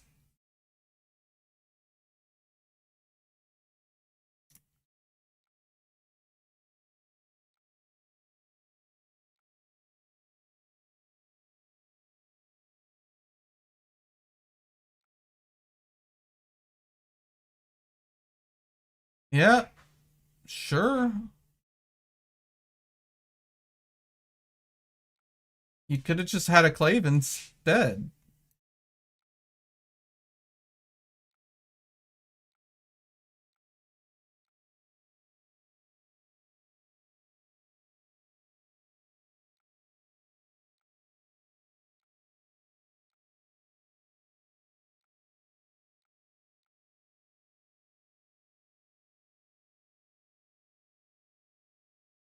All right, well, this game's locked out.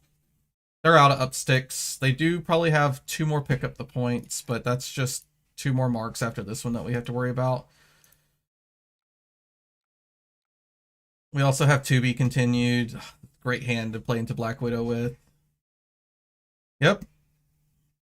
Last T-Tox maybe in this hand? Possible.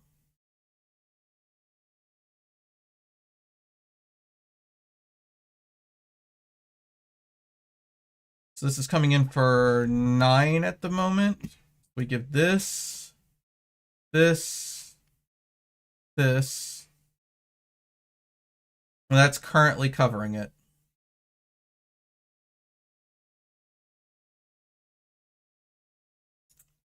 All right.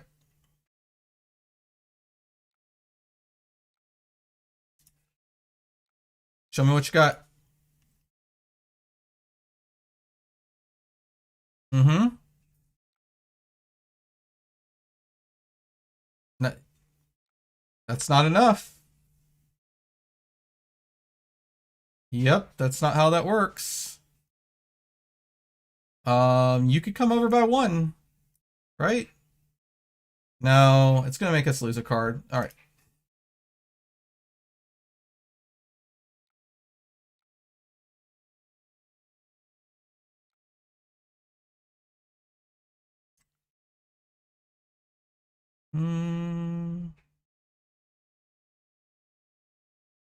You got it, bud. You can have my righteous cleansing.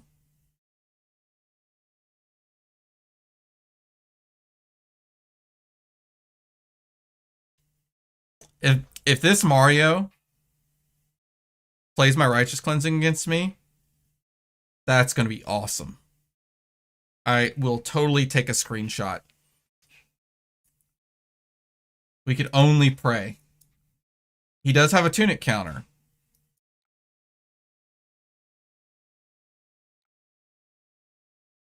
Is it happening? Are we getting cleansed? Come on. I want to be cleansed. Cleanse me, Mario.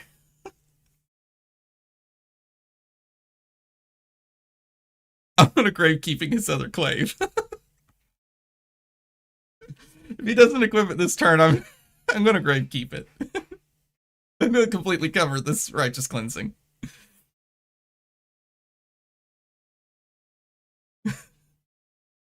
Oh, come on. Man, you're just like no fun, man. Okay, so this is probably T-Tox here. It could just be go again. If he gives it go again, it doesn't hit either.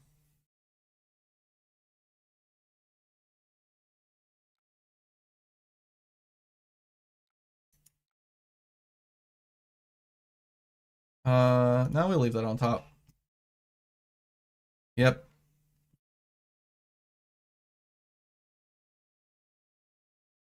Oh, it's both. Hey.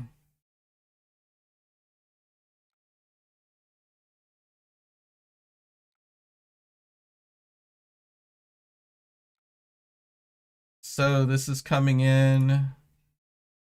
We're going to take 1. Unfortunately, we didn't block enough to keep him from being able to flick the Kiss of Death, but you know, it's whatever.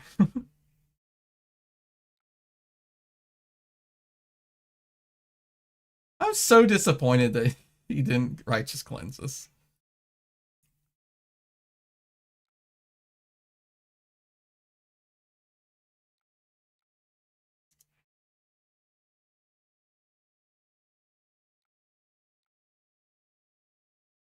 All right, go ahead and get our tunic counter recounting. We'll just pitch the Macho into the grave keeping, and he has no more dagger.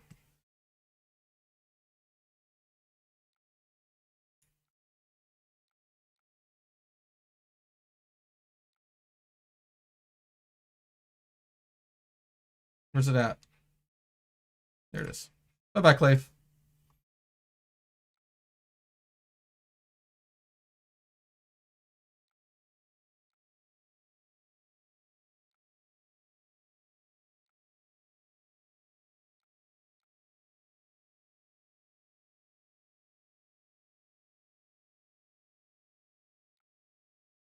This is why we sit on Sigil Solace.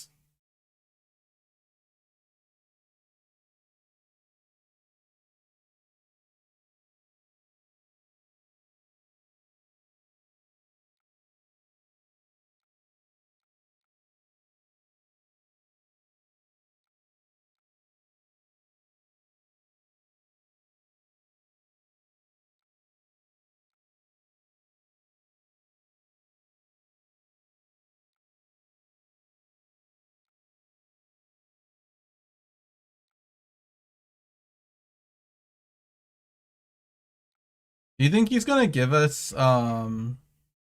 his helmet? This is swing. Oh no, it's swinging for. Never mind. It's swinging for 3.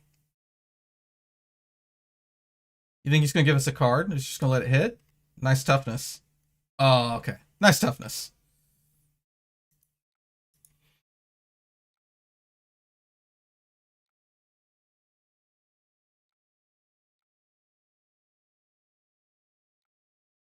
All right. We are in the end game. Mm-hmm.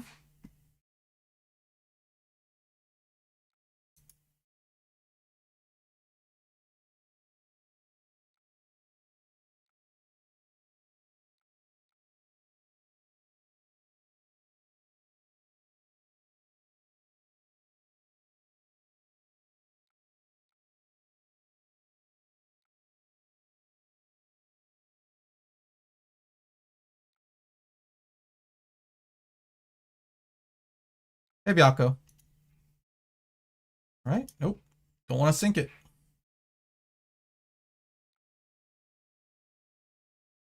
And then just in case we lost, we give ourselves a chance to blow it up with a Clash of Bravado.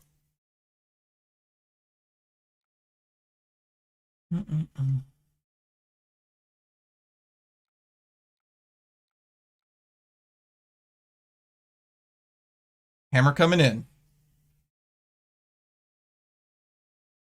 So you're going to give me the defense reaction and what else?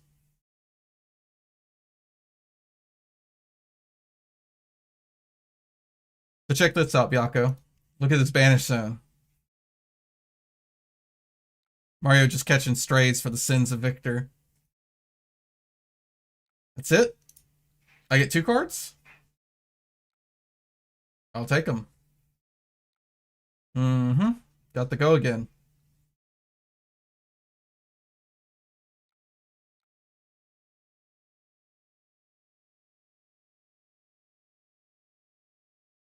Bro, if this was blue, come on. Come on. I want to no blocks this so bad and just start throwing Righteous Cleansing. It's wrong, though. We ain't going to do it. Yeah, especially when it's this. Okay, he could technically shred this, right? So if it's shred, we're just gonna make him keep his shreds. I don't want to get hit by this. We could do this. Yeah.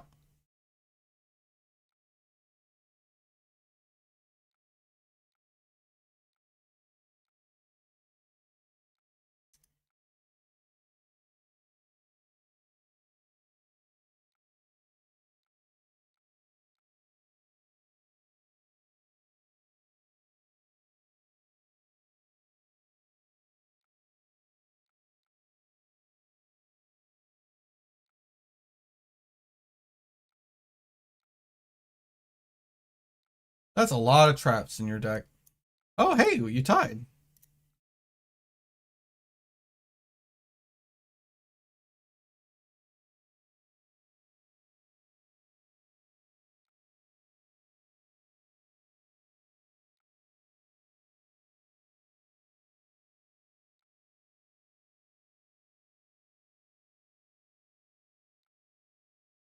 Yeah, the gravekeeping is very spicy. All right, we have a blue on top, right? It's totally a blue on top. Damn it.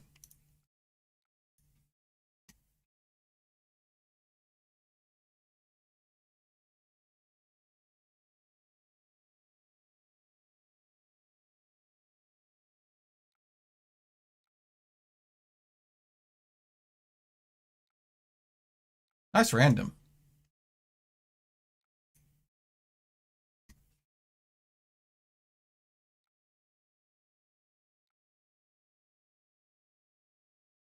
So this is either 2.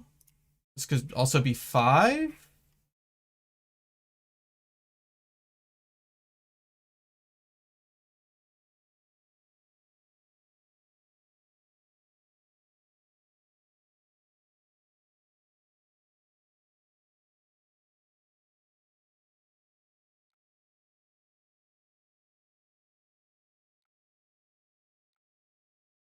I'll show y'all something cool. We don't need to pay anything into anything. We're good.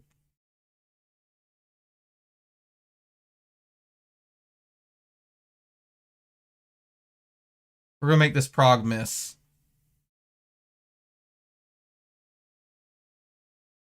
No, not really. Oh, is that it? Oh, sure.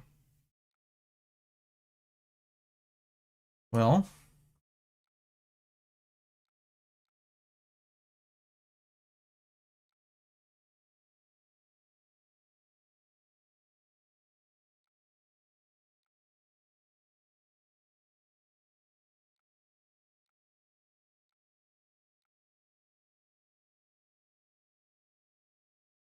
oh wait, I still have hostile encroachment in the deck? What? That's crazy. Alright, I'm just gonna get a blue then. What? Whatever.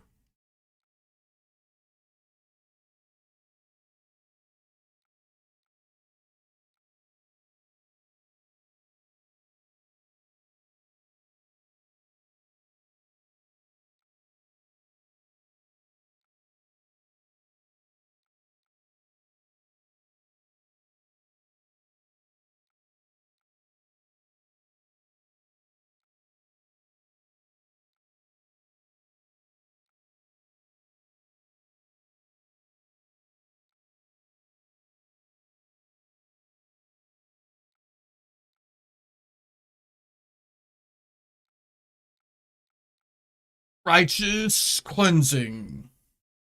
It's just 10 damage. We're just reducing the number of turn cycles it takes us to finish this game.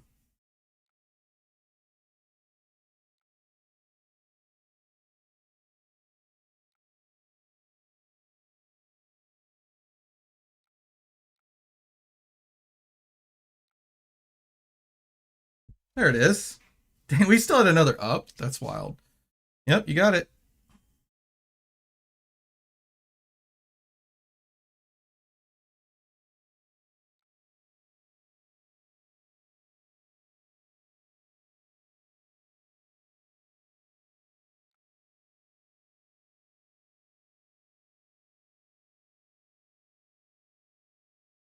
Yeah, that's a choice over Death Touch.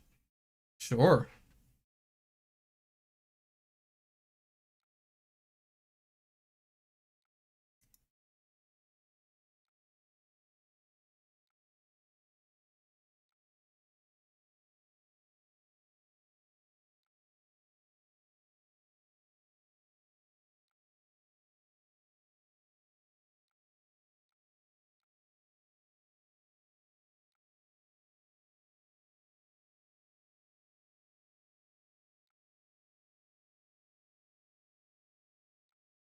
Okie doke.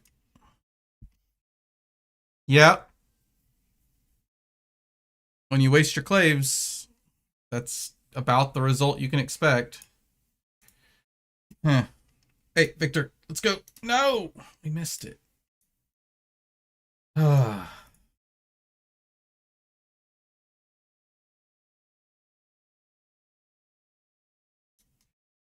We'll play Fi. Go first. Click my 5 button, make sure it makes sense. It does. Send it.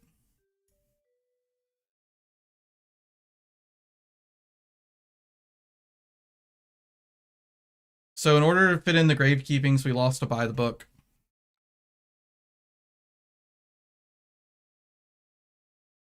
Well, this is nice. Hmm.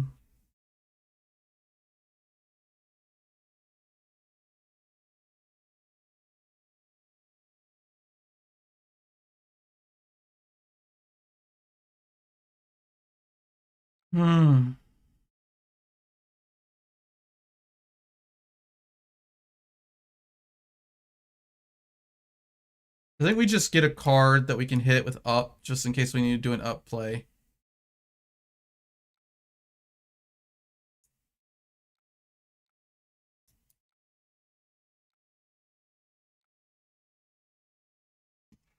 What the hell? It's unfortunate. I guess we could pitch one down, but this hand blocks like ass. Some weird variance. So we're probably never completely covering this turn.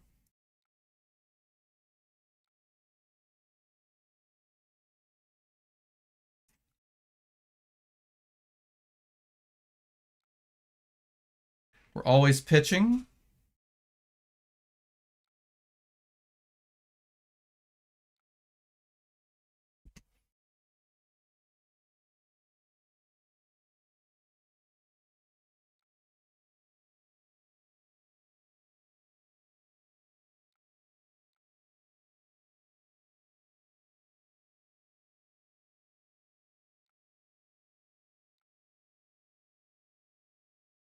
Yep.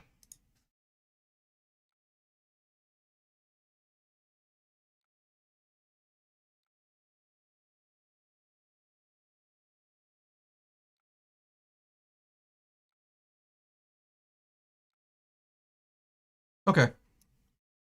That works.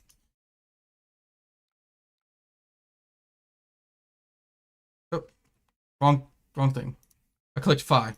5 is not dealing me the damage. The Ember Blade is.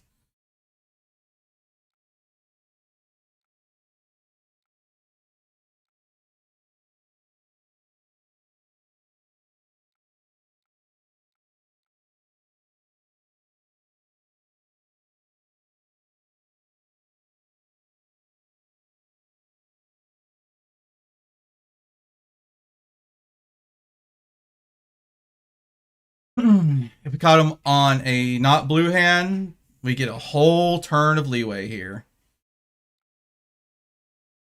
And we just banish whatever, right? Boop.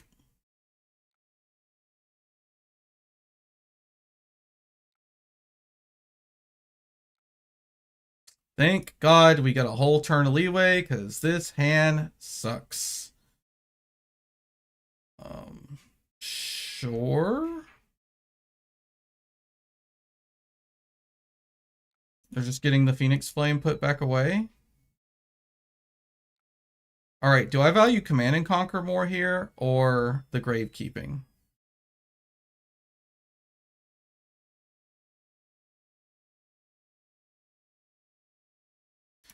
I'm gonna do the Gravekeeping. They only have 1 flame in there, and that's gonna be the highest value that we're gonna find, I think. Yep. Okay, they had a blue this time, which is fine. Like, our hand was like so bad that just saved us like so much space. I'm perfectly okay with how this worked out. The Gravekeepings have definitely bought us some space.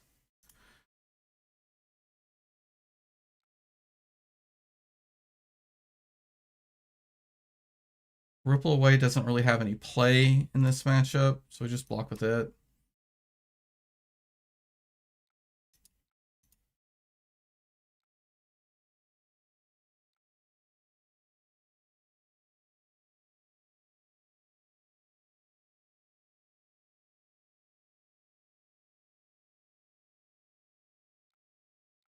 We're hoping for a finisher somewhere on this turn.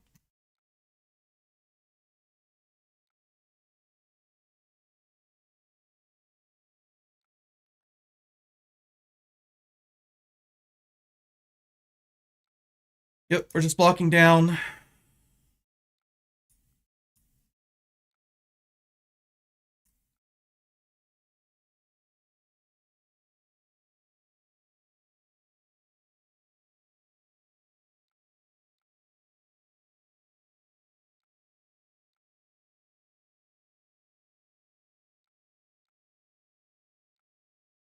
Nice. Oh, so good.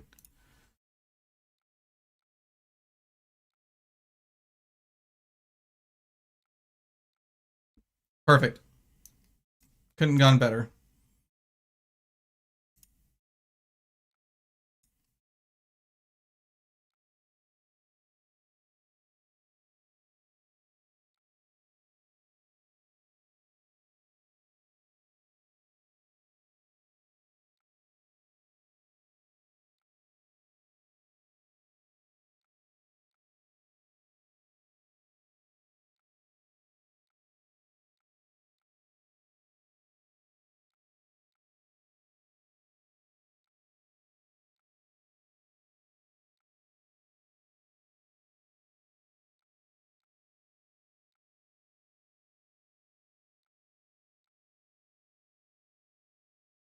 No, it's many strategies.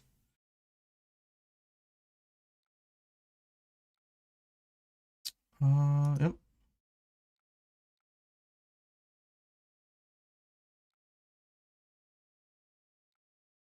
All right.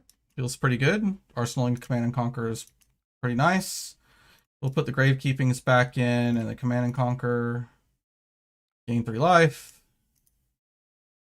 And Arsenal.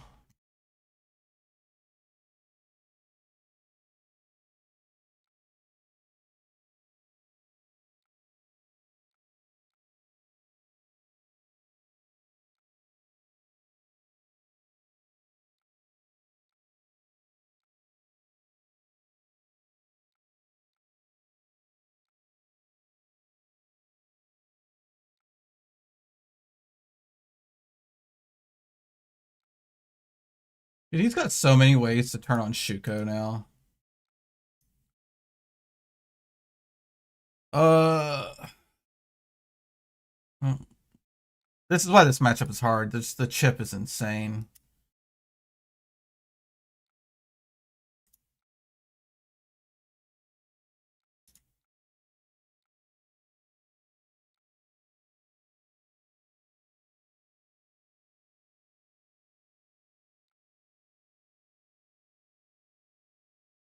So he can swing again.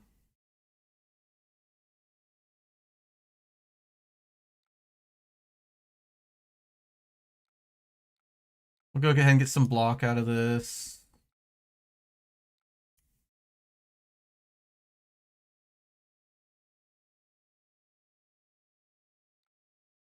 Nice.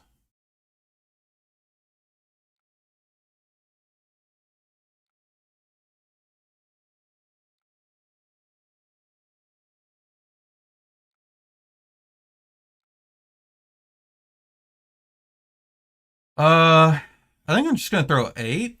Yeah, it feels so clunky throwing 8, but man, I don't really want to keep these cards. I could also just heave a Thunderquake. That's kind of dumb though. If he pressures us, we do have to kill him, so I'm just gonna throw 8.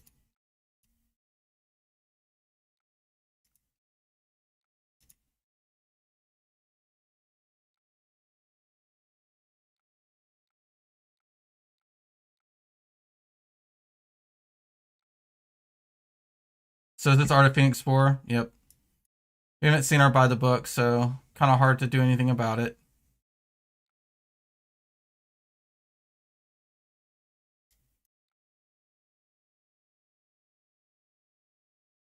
Thoughts on Send Hammer Heave? Oh, he would have been super punished.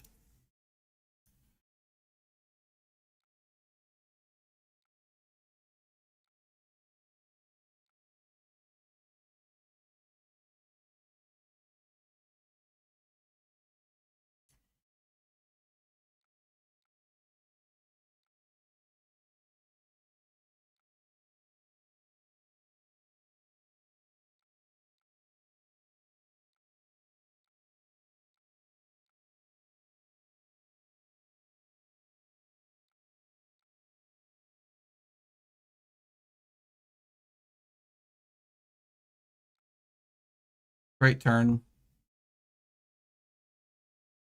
Oh, he had to pitch the Phoenix Flame here because I guess it's only an okay turn. Like, he didn't have a blue, so he's not able to swing the Ember Blade. This could have been way worse. Way, way worse.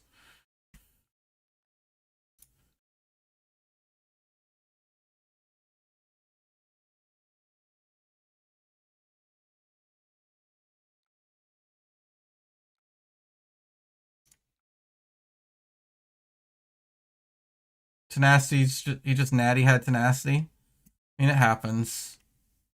Got punished for the shield. No, we didn't really get punished for the shield block. We get hit with the Phoenix Flame if we don't do the block. It's whatever. That could have been way worse. That was like a tunic counter, full on blast my face off. Art of Phoenix War, and we took a average amount of damage. All right.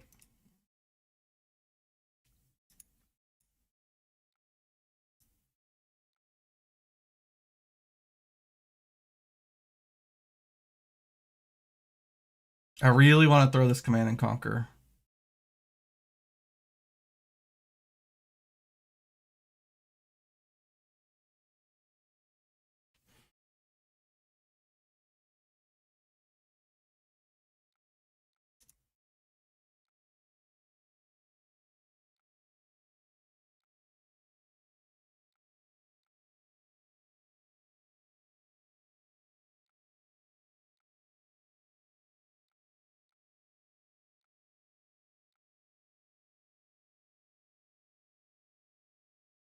Shuko's so annoying. Come on.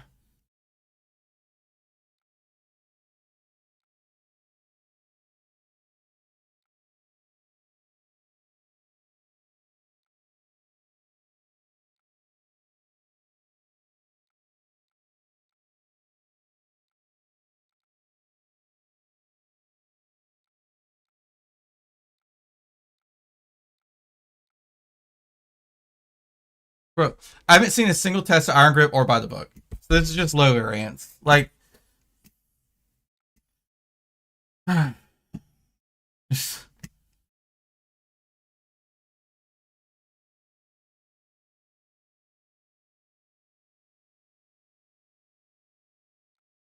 we've barely seen any tough smash ups either. How many tough smash ups in our graveyard? 2. We've seen 2 out of 9 tough smash ups, 0 test of Iron Grips, and we haven't seen by the book. Honestly surprised, like, we're even still in this game. We just drew 2 blocks on another Artifact. We might just be dead this turn. Frustrating. Yeah.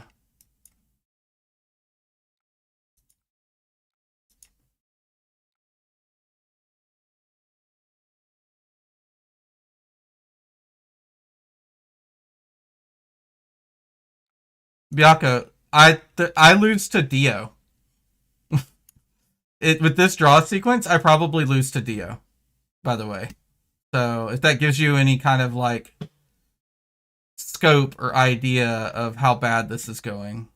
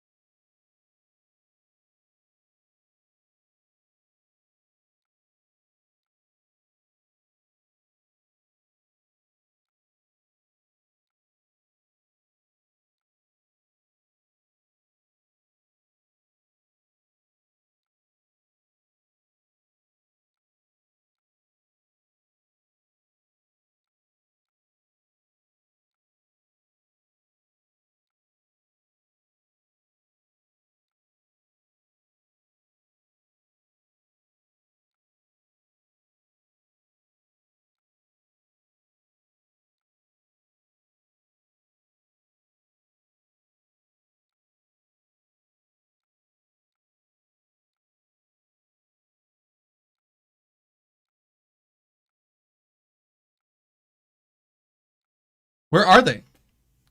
Where are they?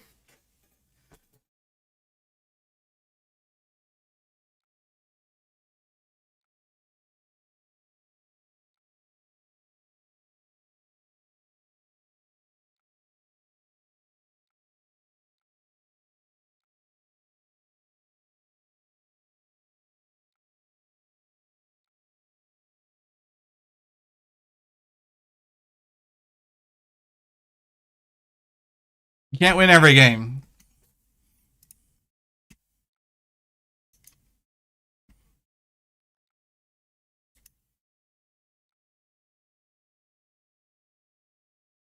He saw all three of these before we saw a test of Iron Grip.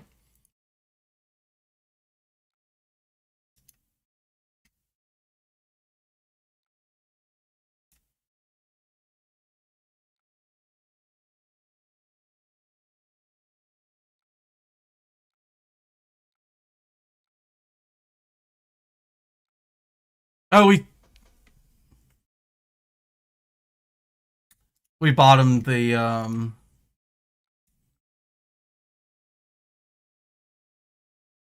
mean, it doesn't matter, but I should have realized. God,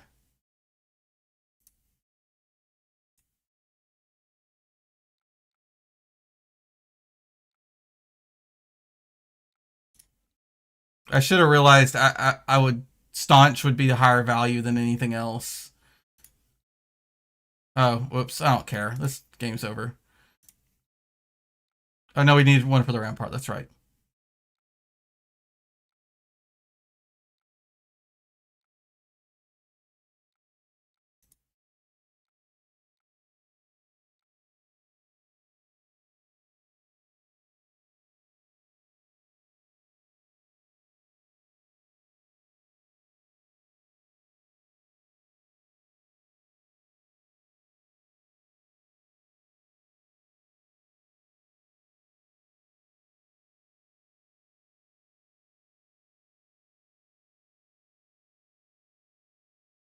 Dead bottom, pretty much.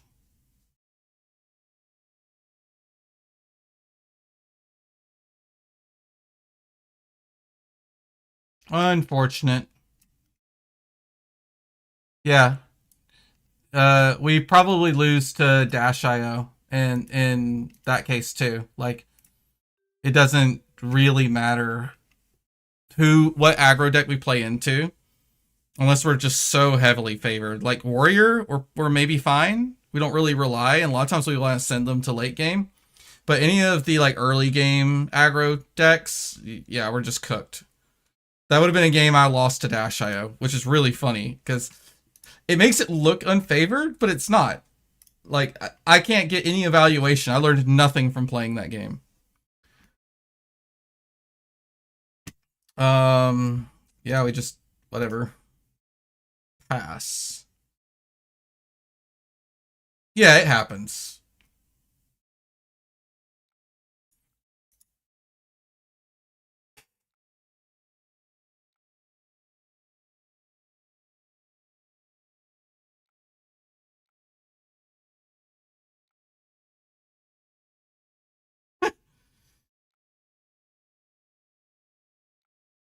That's how it happened the last game too. It was right at the top. They're going to see a lot of cards, so very likely to get wobbled if they're running it into us.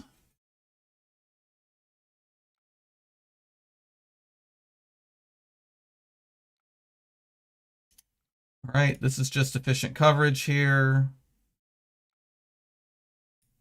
If they lightning press it, we can't play around the lightning press. This allows us to block down and still AB2. Sure.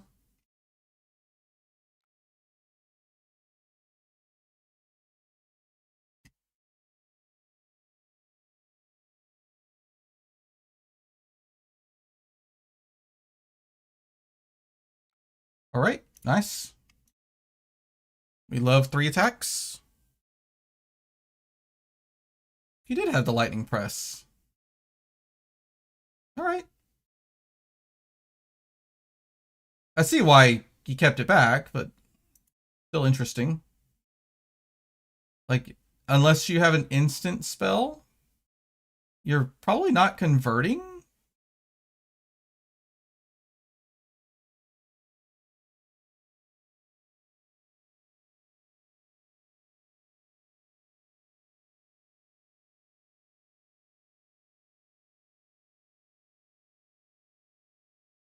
Yep, he's just sending cards. I mean, that's a good pitch.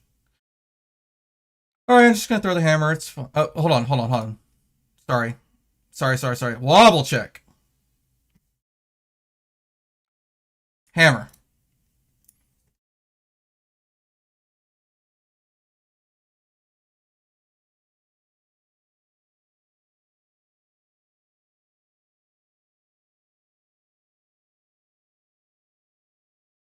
Trying to think.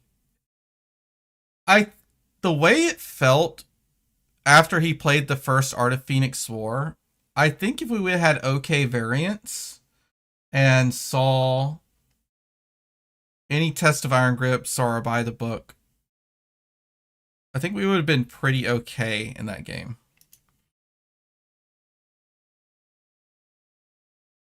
Oh, huh. Sure, I guess.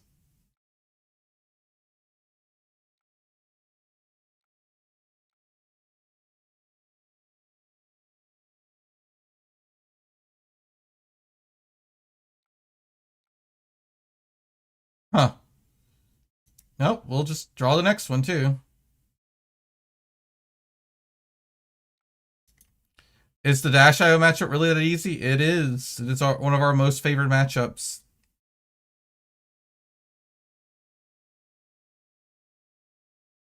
You gotta remember, they're not masters of chip damage. They can chip. They do have a good bit of fours, but they also come in on a lot of threes. And a lot of their damage push is based around what? Connecting a chip to seal out a boom grenade. And then on top of that, a lot of their damage is what? Throwing a lot of attacks in one turn. And we naturally have play into that by, Test of Iron Grip. On top of that, we have quite a bit of play into how they do setup turns. We do setup turns defensively. Okay.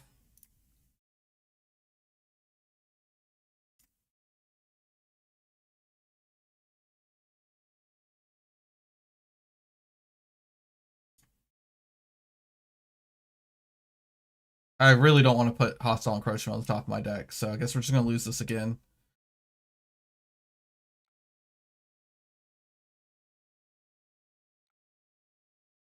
Even Sam's item-based list with more breakpoints, that list is harder to beat. Definitely. I really want him to throw a spell at me, so I have a good reason to arsenal this sigil and not keep this up or play this up. I might just play it and put a blue tough smash up on top. Yeah, that's what we'll do. He just does no arcane here.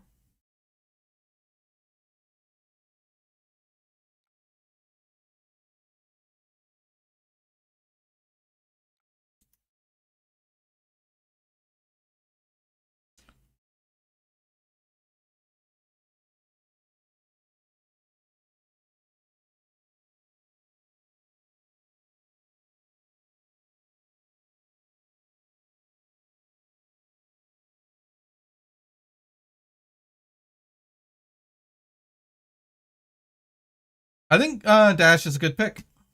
All right, cool. So we get to convert this blue in our hand.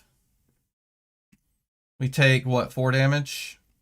Yeah, not too bad. They pitch another CLV down next to a Ganon Flash. Those are Nombos. You got it.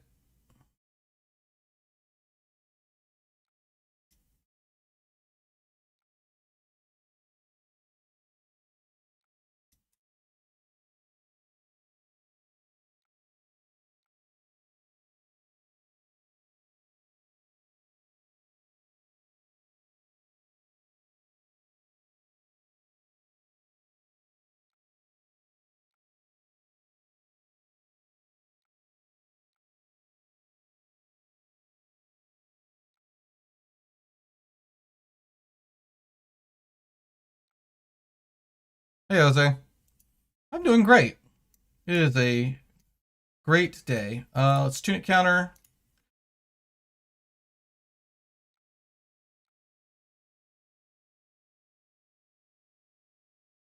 Does this deck just roll RKO? It absolutely does.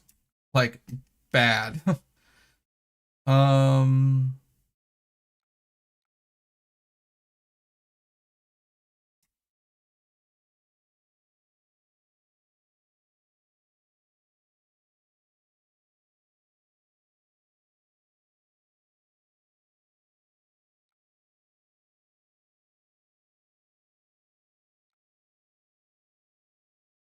we're probably getting attacked again.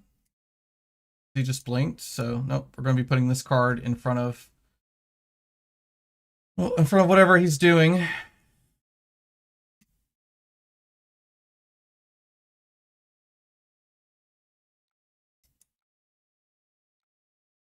Yep.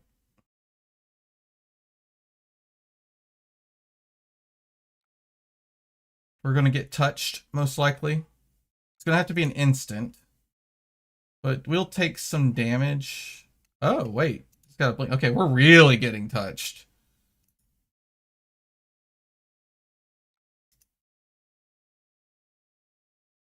So now he could do... Okay. Yep, you got it.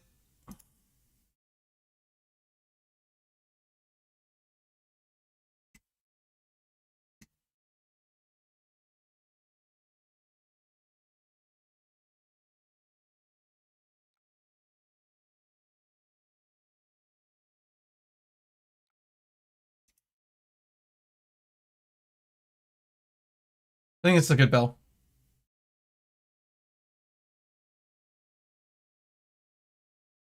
If he wants to hit me with a spell, he loses his Gone in a flash. Yep. Yep.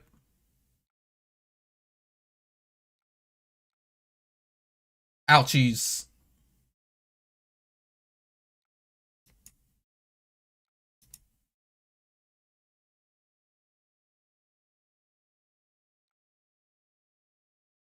Is it?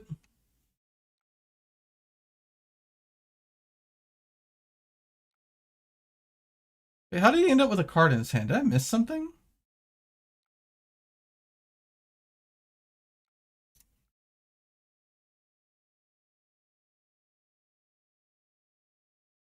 I thought he already hit me with CLV. Maybe he didn't? Hmm.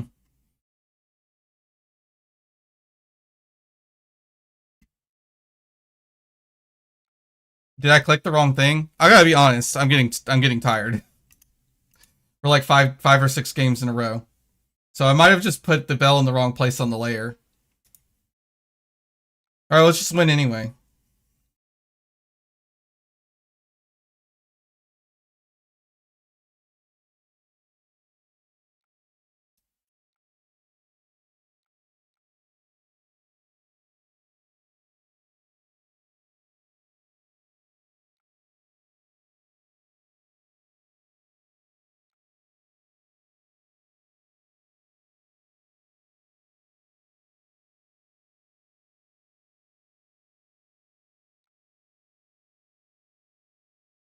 No, the problem was I guess I activated it. I played the bell in response to the Gone in Flash trigger because I'm just losing my mind. We're not gonna undo. I don't think it's that important. We'll take two.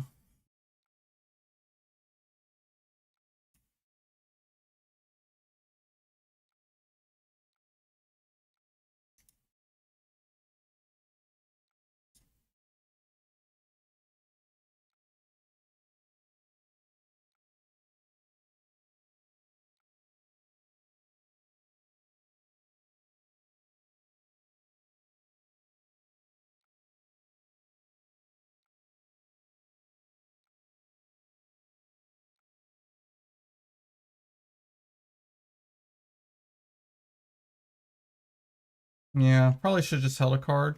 I gets a Sigil Brilliance back. Misplay again. Get punished if he doesn't have a spell, though. Like, super punished.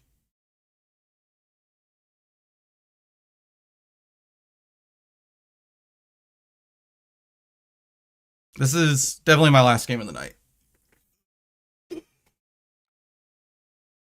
I didn't nap before the stream. I tried to nap before the stream, but I was packing for Memphis.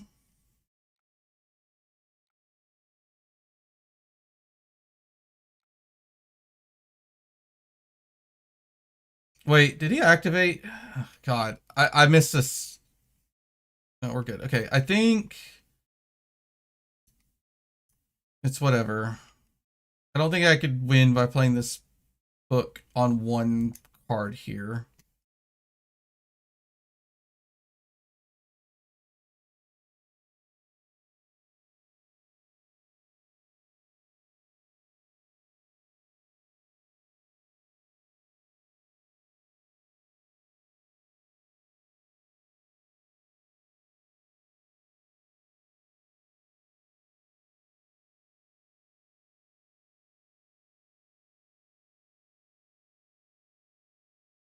I think I need to get him on a commit with the boots break or something on a gauntlet, Sigil Brilliance bounce turn.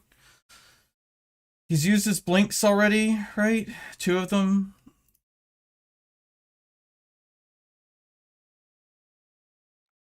Yep. He could just set up. He could be lacking an action point. Yep.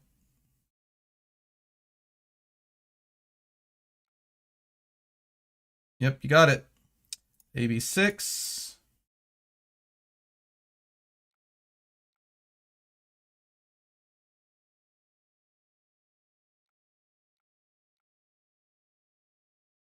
Hammer for 3.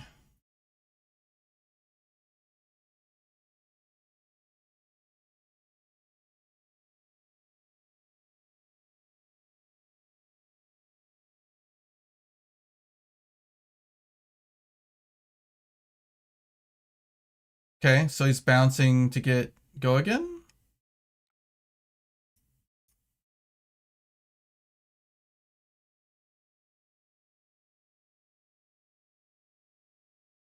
Didn't really expect him to give up equipment here. I'll be honest.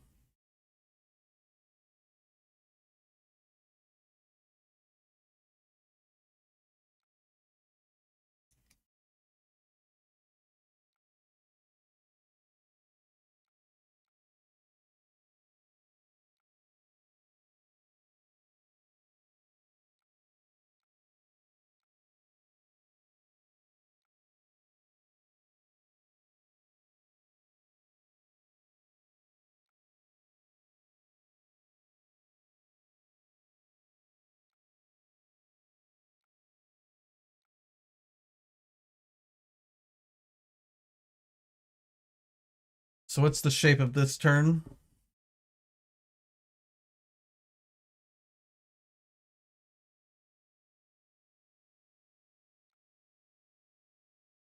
Yep.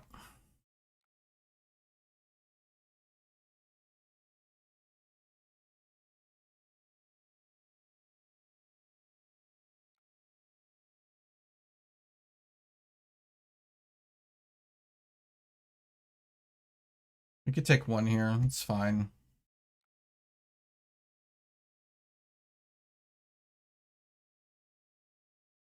We will have another opportunity to maybe get more value out of Skullcap.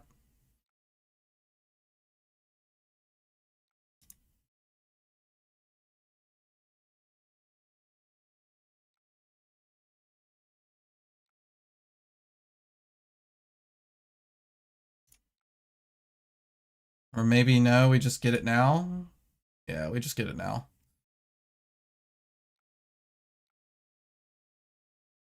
Yeah, that's not blue. We'll send it down.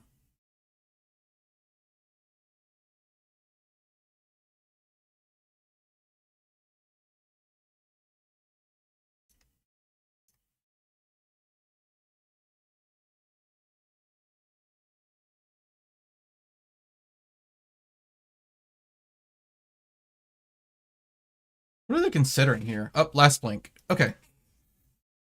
So this should be a spell?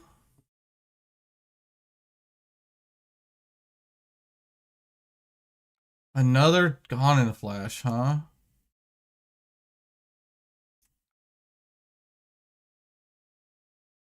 Well,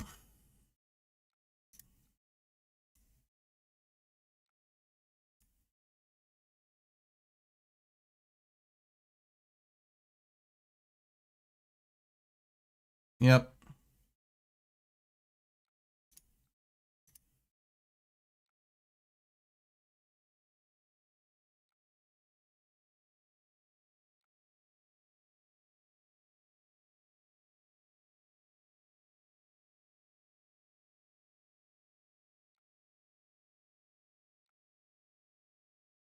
So you're wrong. If I would have actually played it correctly, hitting that Gone in a Flash would have saved me so much life so far. It was a fine amulet. I'm just dumb and clicked it at the wrong time.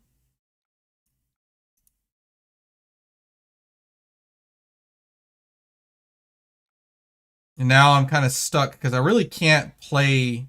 I can't crack the last one until he goes for his boots turn, or I'm probably just dead.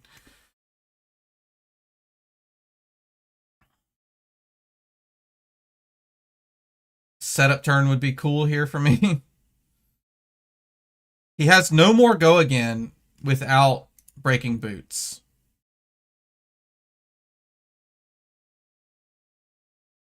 I think there's a flittering. Bro, don't ask. I didn't want to bring it up. All right, cool. We love seeing a Command and Conquer here. This is going to be a setup turn, probably. They're going to bounce a Sigil Conductivity to give themselves go again on the next turn cycle. Oh, no, they're going. Okay.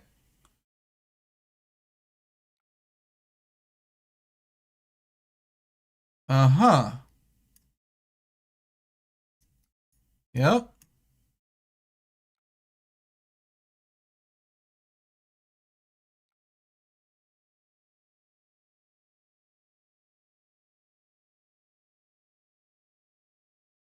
Okay, do we not want to do boots?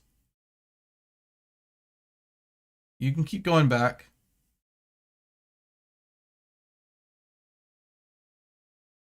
Yes, we finally got long enough to throw the man bun in the back, give ourselves a little ponytail. Yep. I was pretty surprised you were going at this point too, buddy.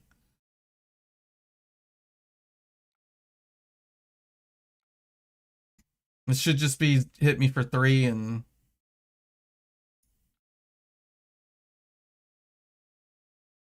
Alright, do you need to click undo again?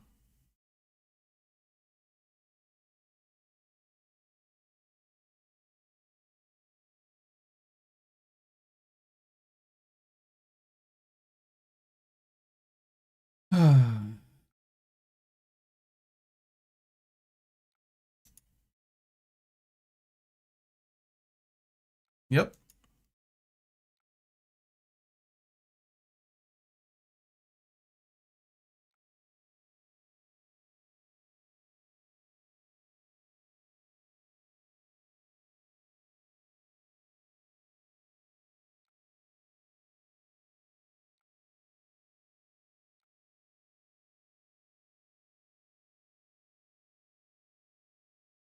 I think we could wait to get one more tunic counter before we block with tunic, I hope.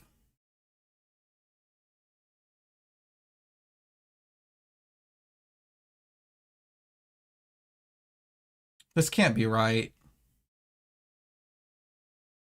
I don't think he can get us low enough to kill us on the next turn cycle. Yep.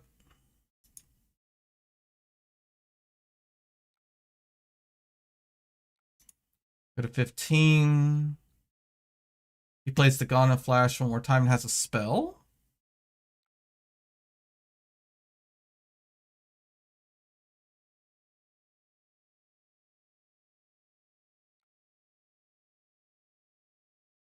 Huh?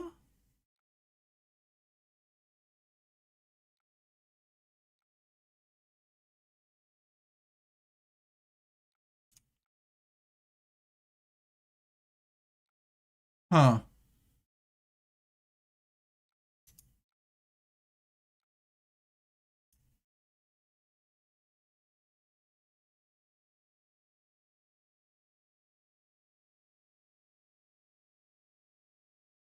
I feel like that was a potential throw. They could maybe still get there, but they have no blinks left.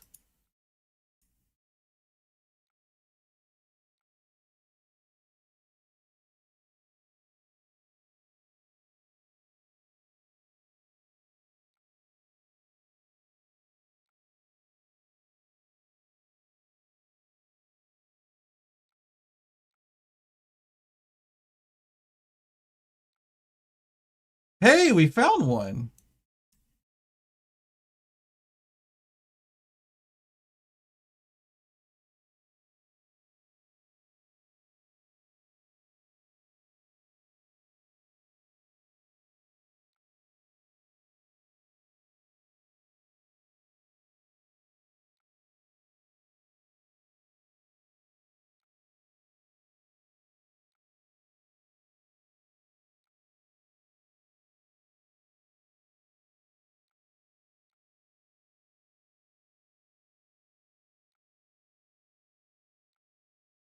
I don't think he could kill us from 10. Making him lose.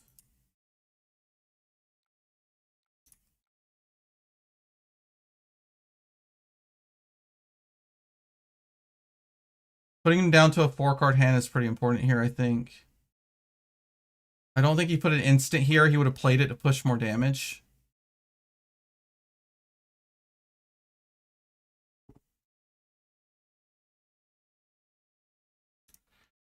All the sigils are played, so the only life gain I have left is heart.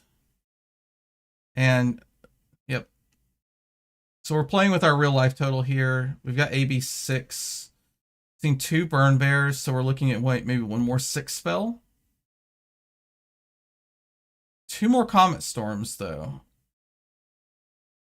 Okay, we're just letting the arsenal go. Okay, nice to see eclectic gone.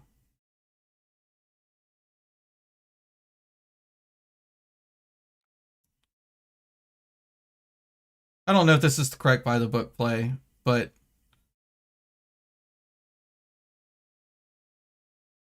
ugh. This hand sucks. I mean, if we miss this test of Iron Grip, like, I think we lose on the spot.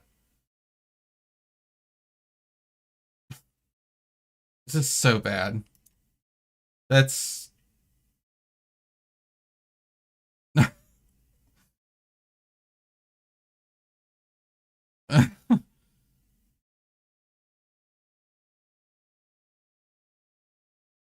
Okay, well, his hand sucked and he wanted to fix it, and we stuffed it with by the book. Sure.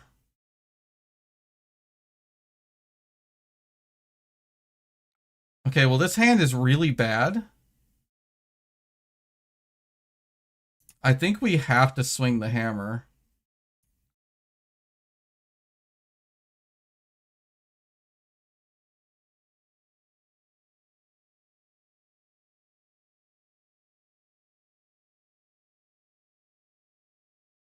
I mean, if we keep this hand and he doesn't throw attacks into us, and he just hits us with a big spell, like, we just explode.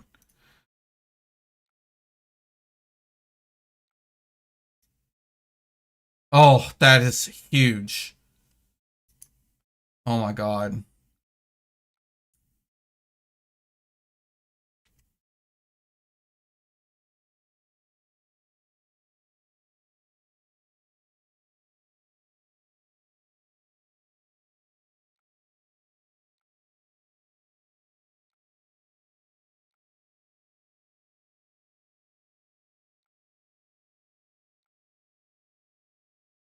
Okay, we got some blues.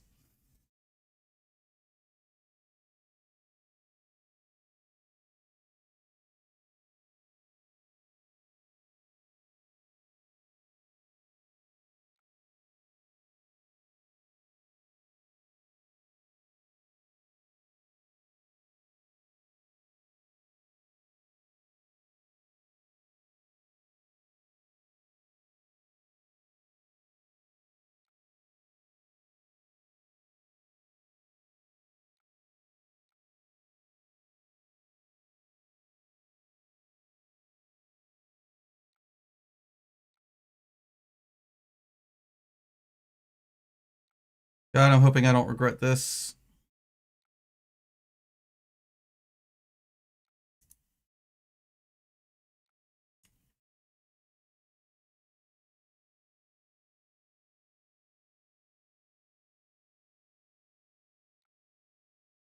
If he just does a spell. God damn it. I should have just ripped it. Actually, like, it doesn't really do anything. Whatever.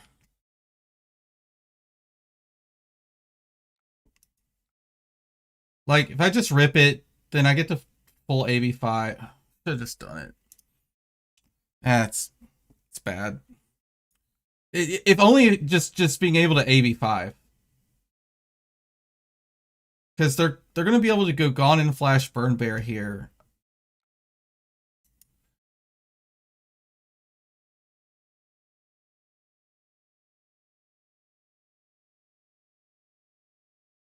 Oh, it's just Burn Bear?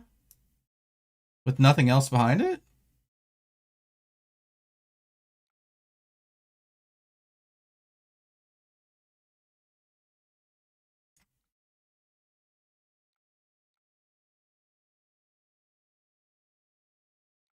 I don't know about that.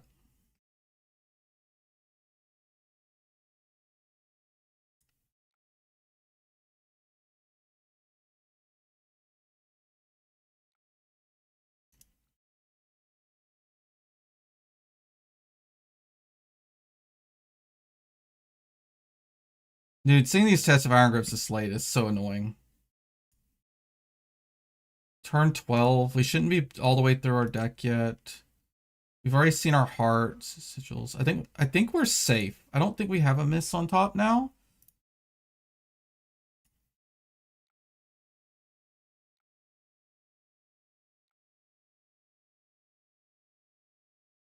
If we miss, we just discard this. Okay. Okay, well, the last up.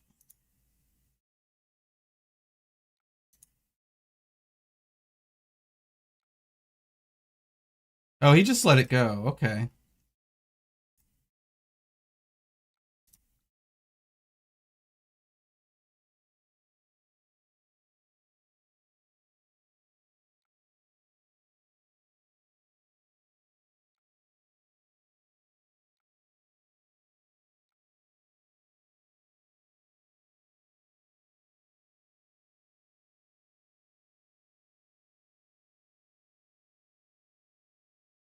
They play this one more time, so we probably need to...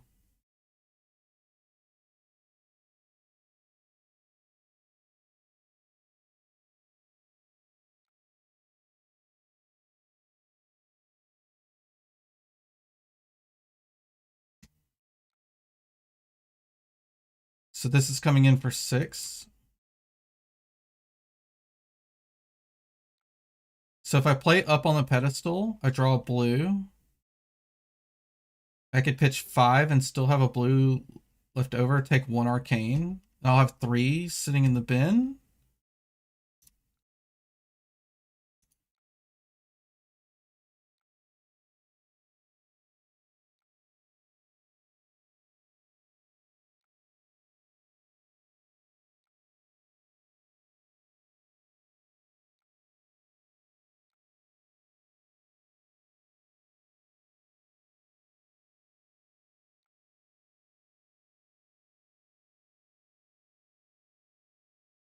If he tries to go really tall, then we could just use the palm on our turn. And we get to arsenal this up to guarantee our test of Iron Grips that we have left.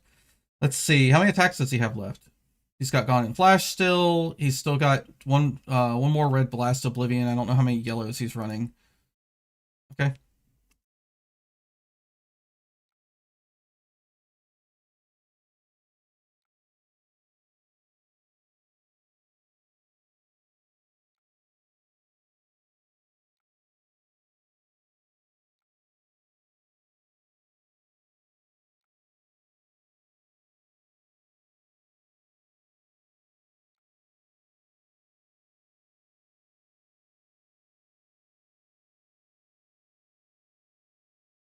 Is there a consideration arsenal overcrowd instead of pedestal? I am making sure that we don't lose the test of iron grip that comes up, or even tie. I think we're at a point where we can give up tunic. His last CLV is in his hand, I think. Oh no, he's got 2 CLVs. Yep. We give up tunic.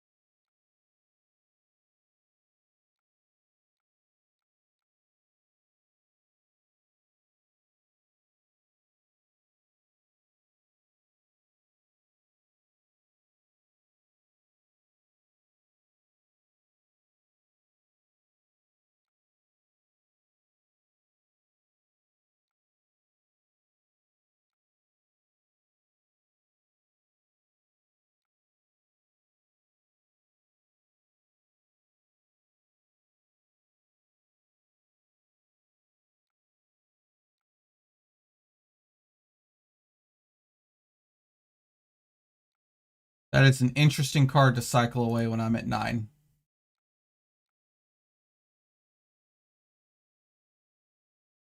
Unless he just didn't have any attacks in his hand, which is very possible. What are your thoughts on the never attack them plan in this matchup? It could sometimes be viable. There's not a reason for me not to do this, right? What's in their hand?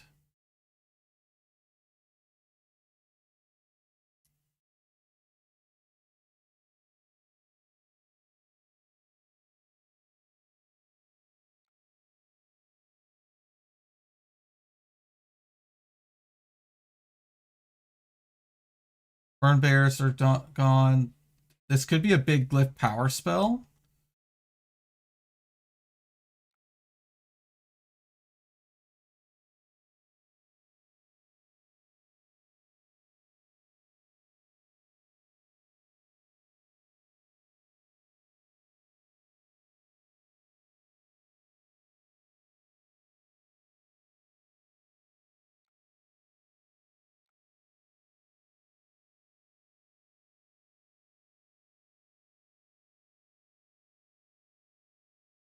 No blinks left.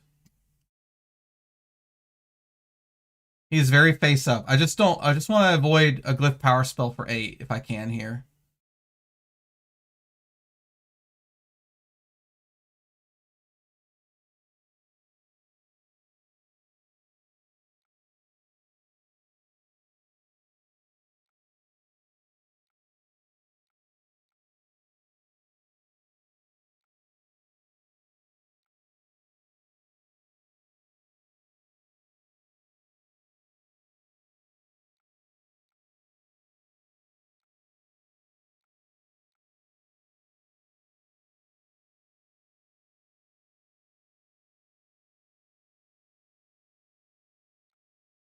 Battle consigns.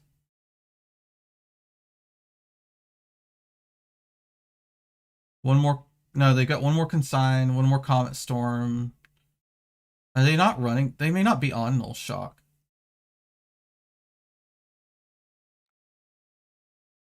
Can't remember. Oh, God.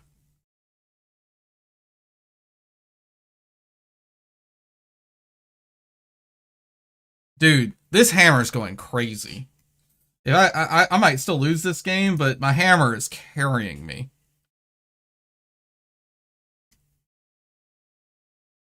If he takes a setup and we get to play this Command and Conquer, I think that locks out the game.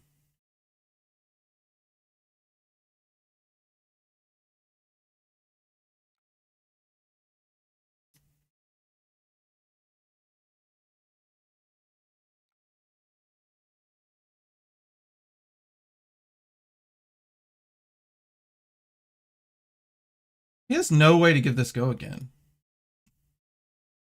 There's like no way to give this go again. There's no lightning press. I think we just do this, right? Yep.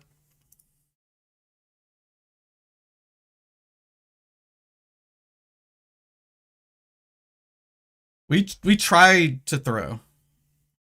I wasted a bell because I'm a dummy. And we still got there. We had to play really, really sharp and very careful. God, we even had the variance craziness again, where all the test of iron grips were like at the bottom.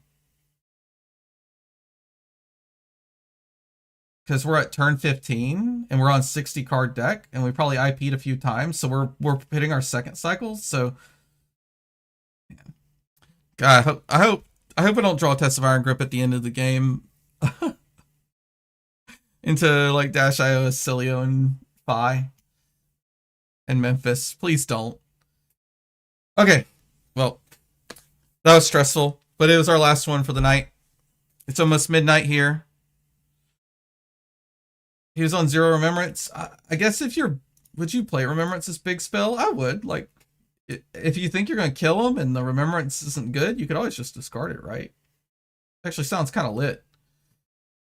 Okay, I gotta get up early in the morning and drive to Memphis. So any of you guys hanging out in the stream right now who are going to be at Memphis with me, come say hi. I'll be around. And yeah, be safe in your travels. And if you're not coming, hopefully I'll end up on stream, even though PLAYDEEEEEZ doesn't tend to end up on stream very often. Anyway, yep, wish me luck, and I wish everyone else luck, and have a great weekend. I will get back to you next week. We might stream on Monday, me and Damien, and we'll talk about how Memphis went, if we're not exhausted, but we'll see you then. Later.